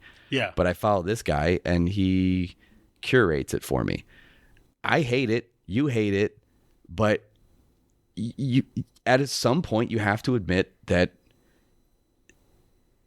this is not something that other people care about. Yeah. There's something that's stressing me out. There's a Kool-Aid Man animation that he flips upside down on top of someone, and then that person drowns in Kool-Aid because they're trapped in this Kool-Aid cage. There's this animation like that, and I always see people share it. Mm-hmm. I never found the original creator. Wow, that's actually good. I don't think I've ever seen that. I'll see if I can find it. It'd be funny. AI could solve that. That's true. It could look at that and it could scour the internet and go like, found it for you. So in the end, are we pro or con on AI? Is it a cop out to say neither? Yeah, it just feels like it's just another thing that's advancing, and I don't see it necessarily as the threat that others do, but I understand. I guess I can understand both sides. Right. I get it. It's kind of like prefab animation, off of mocap stuff. I mean, there's that mocap information. You can make a CG character, and then you can apply this silly little dance to it, kind of like Fortnite or something. I made myself do a backflip. Right. Yes. Yeah. Exactly. You did. And I think at some level, it can. I think it's okay if you as an artist are insulted by the ease of use of someone being able to create something and call it art where you have put in all this time and effort to make something and to put actual care behind it, and someone else can just, well, I guess the theme of the show, just poop it out. And there is some, it's okay if you're offended. I mean, I've played bass for years. And I know it's going to sound stupid, but every time I listen to a song where I'm just hearing someone go boom, boom, boom, boom, boom, boom, boom, boom, boom, boom, boom, boom, just that, I just feel like there's some validity to doing something like that, but playing the same 4 notes in the same 4/4 time signature for an entire 3 to 4 minute song is the laziest form of the art form that would be playing bass guitar in a rock band, I guess. Yeah. It just seems like, I don't know, almost like insulting. Like, that's why people think like it's so easy to play bass. It's because they just see people doing something that they could easily just pick up and do boom, boom, boom, boom, where it might be a little bit harder for someone to play a chord. You know what I mean? And I think that the perception of the reduction in the value of what they're doing that people are fighting against. You know, if you can just type in something and it spits out something that looks very similar to something you spent dozens of hours on to create, it feels like now people are just going to look at my art and they're going to think it's AI art, or they're going to think like, oh, who cares about that? I could do that in 2 seconds by typing something in, which they can't really. What they're doing is it's one step up from typing in something to Google Images and just stealing the art like Dave Raposa's TMNT characters. Yeah. It's the same idea. You're typing something in, you see something, this is what I want. There's an added level of novelty to being able to say, combine this thing with this thing, and you get something that looks very targeted to you. It looks like this is what you asked for and it's spat out. It's like, I just got an artist to do a commission for me. I think that's why people are making that connection. Yeah. It's just, I think if you can separate that feeling of your art form being minimized for a second and look at it as a whole, your art form has always been minimized. But aside from that, the area that this is moving into is not as much into the corporate capitalist side of things as much as it is right now into the novelty app thing where people are just kind of creating it. It's as of yet, it's not stealing jobs from people. You have time to make adjustments to other things, and you also have time to use it to your advantage, to take stuff that it might look like AI art and adjust your style, or be able to type in prompts and get a bunch of versions of it and then use your skill to combine it together to something that is a bit more direct and targeted. You know, sometimes you have backgrounds and you go like, that doesn't really, the framing of this isn't really right. And it's got this weird little thing and it's not quite right. You might be able to use that to make something better. But your layout process, your exploratory process is just very quick because you're using the AI art to put it together. I was just reading this thing. This guy posted to, I think it was a Reddit page or something, and they kicked him out for using AI art. And he was like, no, it wasn't. And he showed him all the behind the scenes and everything. And the response that he got is, well, you're going to have to change your style because it looks like AI art. And this was artists that were saying this. And like, I understand what they're saying, but you don't need to necessarily adjust what you're doing as long as people are hiring. But you should never, as an artist, rest on one.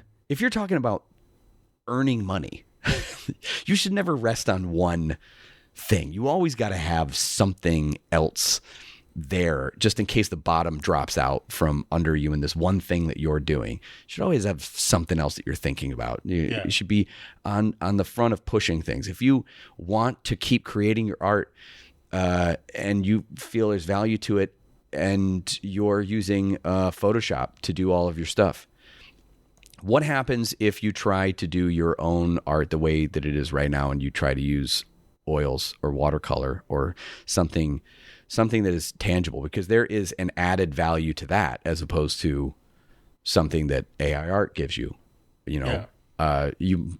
Literally might be able to make a living of commissions of someone who creates AI art, and then you replicate that with an actual physical medium. Something to look into. That's the way art has always been. It's fickle, and it's based on people's entertainment, people's appreciation, what people value. Someone in that one article I saw, it was like talking about some sort of food. Oh, it was tea. If saying something about like in Japan there was like a tea ceremony. It's elevated to this really refined thing that has rules and artistry and a whole thing behind it. And then in like another country, you can put a thing of Lipton's in a cup and there's your tea. Does one devalue the other? It's an appreciation based on context, based on culture, based on people. You just gotta be aware of what's going on in the world. There's McDonald's. Yeah, Noma just closed, so thank you, the menu. No. But anyway, that's why I wanted to talk about the reality of it and just be. Let's just be honest. It's not going away, and there are some things. Yeah, it's probably gonna cost some people some work that they might have gotten. Those clients probably would have sucked. Maybe they would be great. Maybe Hollywood is going to start using AI for things like de-aging people. And boy, that is a lot of work for a visual effects company to digitally de-age someone or create an entire digital double of someone. And sure, maybe that takes some work away, but maybe it frees up their time to do something else. Maybe it doesn't. Maybe places shut down. I'm not saying it's good or bad. That's kind of where I'm on it. It's a thing that exists that is going to shift the landscape of artistic creation as a commodity for a little bit. Yeah. Until we kind of, and the people that are going to come out on top are going to be the people that use it the best, or are going to be the people who are the furthest from being affected by it until it gets better. Like animation, I think it's going to be a little bit till it started to use an animation. I do feel like if it can be used in a CG environment, it might be easier to use that than it is in a 2D environment. 2D environment, I could see like creating artwork, but you're still going to have to animate it, by hand, or you're still going to have to like manipulate it. But when it comes to rigs, things that have points that you kind of move around, like just have it set up for you, like an auto rig. I think that there's definitely going to be something where you kind of get design of a character, and it recognizes this is these are the joints, these are the points, this is like how something's set up. And there's already auto rig stuff, but it's probably going to be a lot better. It's going to be, if it's all about data points, all you need to do is tell it how to train off of, here's every rig that's on the internet, take all the data points, how is it put together, what are the values, all that sort of thing, and tell how to learn, then yeah, you probably would be able to say, type, make me this rig. It would make you a rig. Game development, video game development might be a bit quicker. Previs might be able to do previs a lot faster. Actually, to that stunt performer thing, you might actually be able to have safer previs for stunt performing via AI. There's a lot of possible areas that could be open. I don't think it's good or bad. I think it's just a thing that exists now, and you got to roll with it. Or, I mean, I guess you can keep complaining. Everybody can complain about everything. I just think it's yeah. I think it's one of those things that's just it's just useless. And if it makes you feel better, knock yourself out. I think it is try not to spend too much time on it because it's just wasted time. Yeah. I mean, it's at the moment right now, I don't think it's as harmful as people are. It's going to get better. I mean, Yeah. even though people are saying like, well, it can't take notes. Like it can't say, oh, you made this thing with green eyes, make it with blue eyes. Like right now, you can't do that. But I mean, God, that's obviously it's going to be able to do that. So this could branch out into things that could benefit us. And so it could. And if you are completely opposed to something, I mean, then there's just never going to be any further cures for stuff or any other kind of like, I don't know. Can AI stop cancer? That's extreme. Tune in at 11. It sounds like a 60 Minutes thing or whatever. What was I gonna say? Oh yes. If the production of this thing, if deep learning AI, if it can get to the point where you can just type in prompts and create entire movies that are as good as what we're seeing now, if in the future you can just type some stuff in and it gives you, I don't know, like Avatar quality visuals with world-class writing or something like that. Do you think complaining on Twitter right now is going to stop that or do anything to like it's a ridiculous concept that people are talking about, like we have to stop this. What are you stopping? Yeah. Napster wasn't stopped, online sharing wasn't stopped. Every bit of technology that has like ever existed is not stopped by people complaining about things. Even if you stop it in one country, it'll probably develop in another country. I think it's too extreme to say that this is like, Christopher Nolan's got that Oppenheimer movie. It's too extreme to say this is like a nuclear bomb situation, like the atom bombs. Oh, it's created and can't put the genie back in the bottle. Or as I say, you can't uncook the egg. I'm trying to make that phrase work. I think the genie can go back in the bottle though once you make all your wishes. See, that's why I think the uncook the egg thing is better. Technically, there is a way to do it, but you have to use a lot of effort to like uncook the egg. But it's you got to use chemicals and things like that. My phrase is my thing's better. My thing's better because an egg is a thing that actually exists. But you can't put the stuff that came out of Pandora's box back in the box. I don't know. I guess that works better for mythology, but it's complicated. My point is, I think we can use it. And I think it would be really stupid for someone to, on principle, not use it.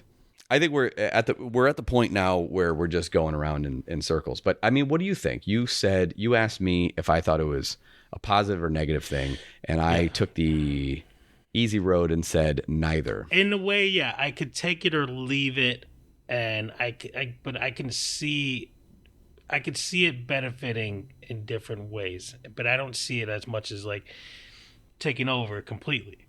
Right. No, it's not going to replace. I'm just a true artist who believes in the true soul from a human can only create art, but it's just an interesting thing to see that we can kind of create something like that. You ever go back and watch a movie that you remember the special effects were amazing and so realistic, and then go, wow, it is real bad. It doesn't look realistic at all.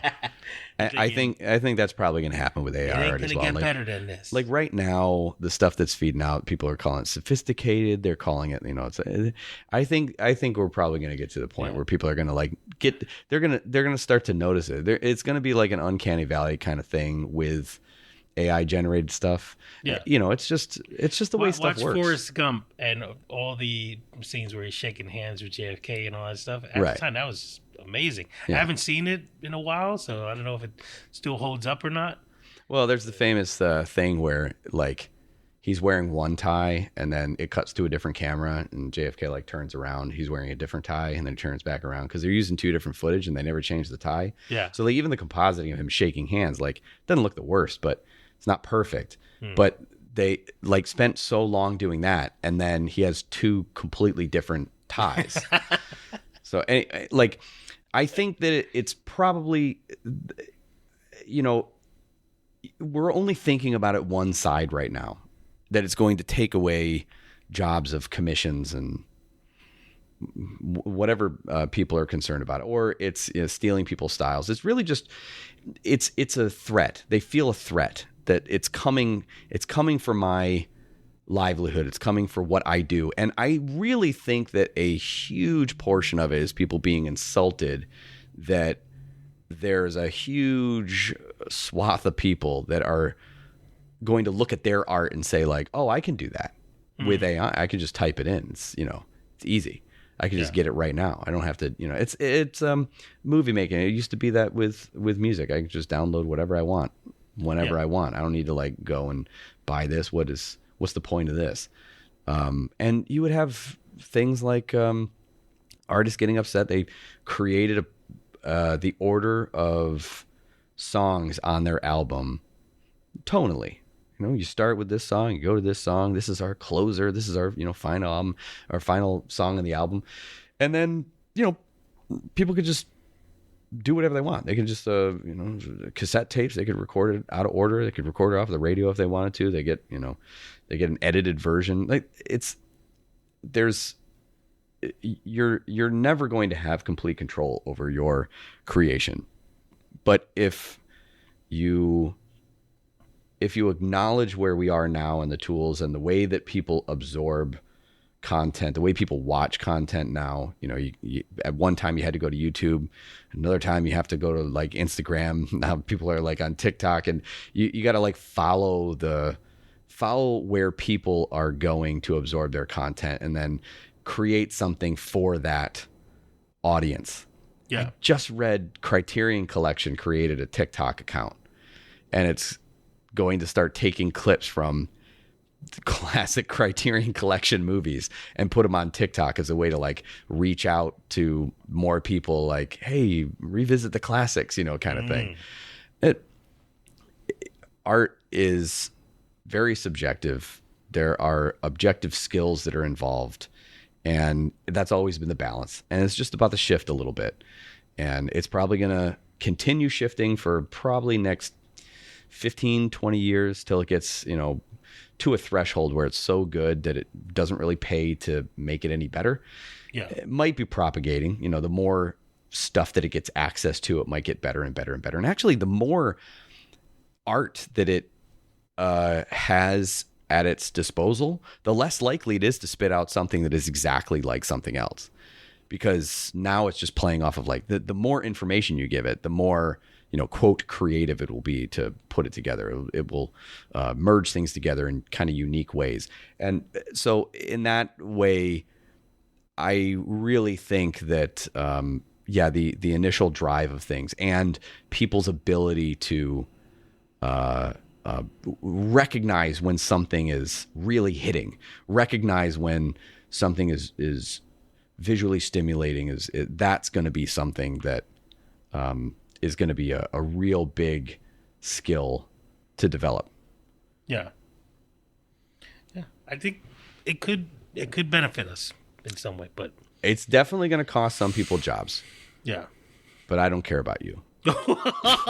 I'm kidding. I had to find some way to end it. There's going to be people that are going to listen to it. You got to break a couple of eggs. Sometimes those eggs are cooked, and you can't uncook those eggs when you break them. Thank you. There's going to be some people that are going to be listening to this that are just going to be thinking the entire time, they're not real artists. They don't care about artists. They don't care about me. Now that they work for Paramount Plus. Now they work for big Paramount. Yeah, I was gonna say they don't care about the little guy anymore. Now that they're corporate. Well, no, you need AI to create a mountain of content. That's true. This is Paramount Plus. I mean, I'm not knocking Paramount Plus. They are the greatest company of all time. Paramount Plus? No, it's not. It's the streaming service, and I'm not even on it anymore, so I don't care. No. Actually, I think it does kind of work hand in hand. The easier that you can create kind of quick content like that, you look at all the things that are being canceled, and I think there's a lot of there's a lot more care that's going into now what you're going to green light and what you're not going to green light. Yeah. And whether that gets us better content or just less content, who knows? But they are at least pulling back on that. It's not the throw money at a problem era anymore. They're starting to be a little bit more restrictive about things, and throw this into the equation, and you might end up with a much different landscape of how many pitches are out there. How do you go through pitches? Maybe they might use AI to sift through millions of pitches that they start getting because people start using AI to make more pitches. You never really know how something is going to be used. All I can tell you is that it is definitely going to be used in any way it possibly can to make things faster and more efficient. And the one thing that machine learning is not going to do for a very long time is have any sort of intuition, aesthetic appreciation, or personal drive, personal stories. They might be able to say, create this because this is what people are interested in now, but your perspective and your personal story is always going to be yours. Until AI becomes sentient, or until it starts like stealing people's identity and stories and tries to remix it to something else, you can always make crap up. Yeah. But I think that there's also an element of people want to buy stuff from a person. That's what I said at the very, very beginning. Sometimes it's not about, I've bought art from people. I didn't really particularly think the art was the best thing I'd ever seen, but I liked what they were doing and I liked the person and I wanted to support the person. And there is a little element of like buying something from someone and saying like, having that moment of where the artist appreciates, thank you for supporting my art. And like, yeah, I just wanted to let you know that I support what you're doing. Yeah. And that's not going to go away. Like if you wanted it to be part of someone's Patreon, and had a Patreon. well, you can go. Are we gonna finish this thing by playing the Patreon song? To support artists such as the Rubber Onion, is there such a thing? Well, that'll do it for this episode of the Rubber Onion Animation Podcast. Thank you for joining us for this. I don't know if I'm going to be playing the old form of the intro just because we've been talking for a while and I kind of want to stop recording. But let's hand it over to you, Rob. Tell them how you can follow you around the internet and all of your not AI created and or maybe AI created all stuff. My man-made animation poop, man-made poop on YouTube, Instagram. Oh, my YouTube handle is Rob UFO now. Oh, look at that. You can change the handle on here. And other places. And TikTok. I don't dance. I don't lip sync.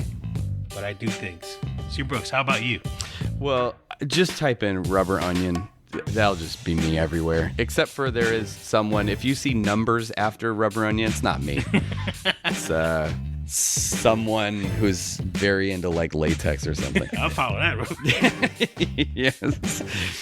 Once a month, we're going to pick a story or two that we like really want to dig into, or a topic, or we're just going to have like a rapid fire episode where we just like go through a bunch of things. And there's a lot of things that have built up over time that I had on my list, and this one was probably this one just exploded in the last month or two. So just had to talk about it. So yeah, once a month.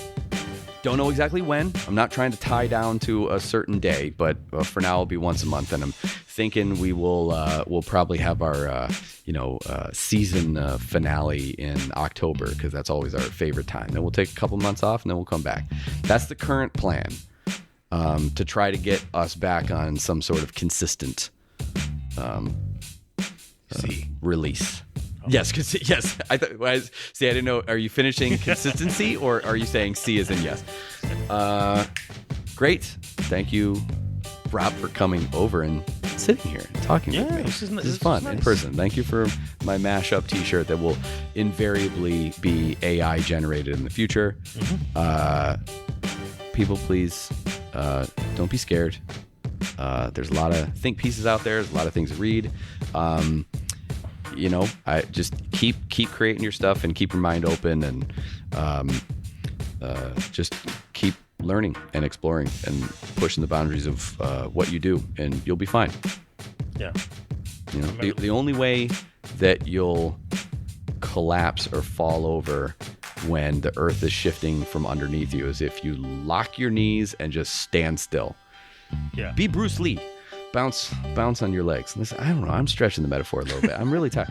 It's like that scene in there's a fight scene with him and Chuck Norris, and Chuck Norris was winning. He was like locking his legs down until Bruce Lee started to loosen things up, and he started. I didn't lock my bouncing legs, around. but someone stood on my feet and punched me, and I kept going like a one of those bozo the clown punching bags, just back and forth into his fist. You have a lot of foot-related ailments, injuries. Okay, great. See you next time. See you next month. Yes. But you can always communicate with us via the Discord, which you can join by becoming a patron. There, see, it comes right back full around. There you go. See you next time. See ya.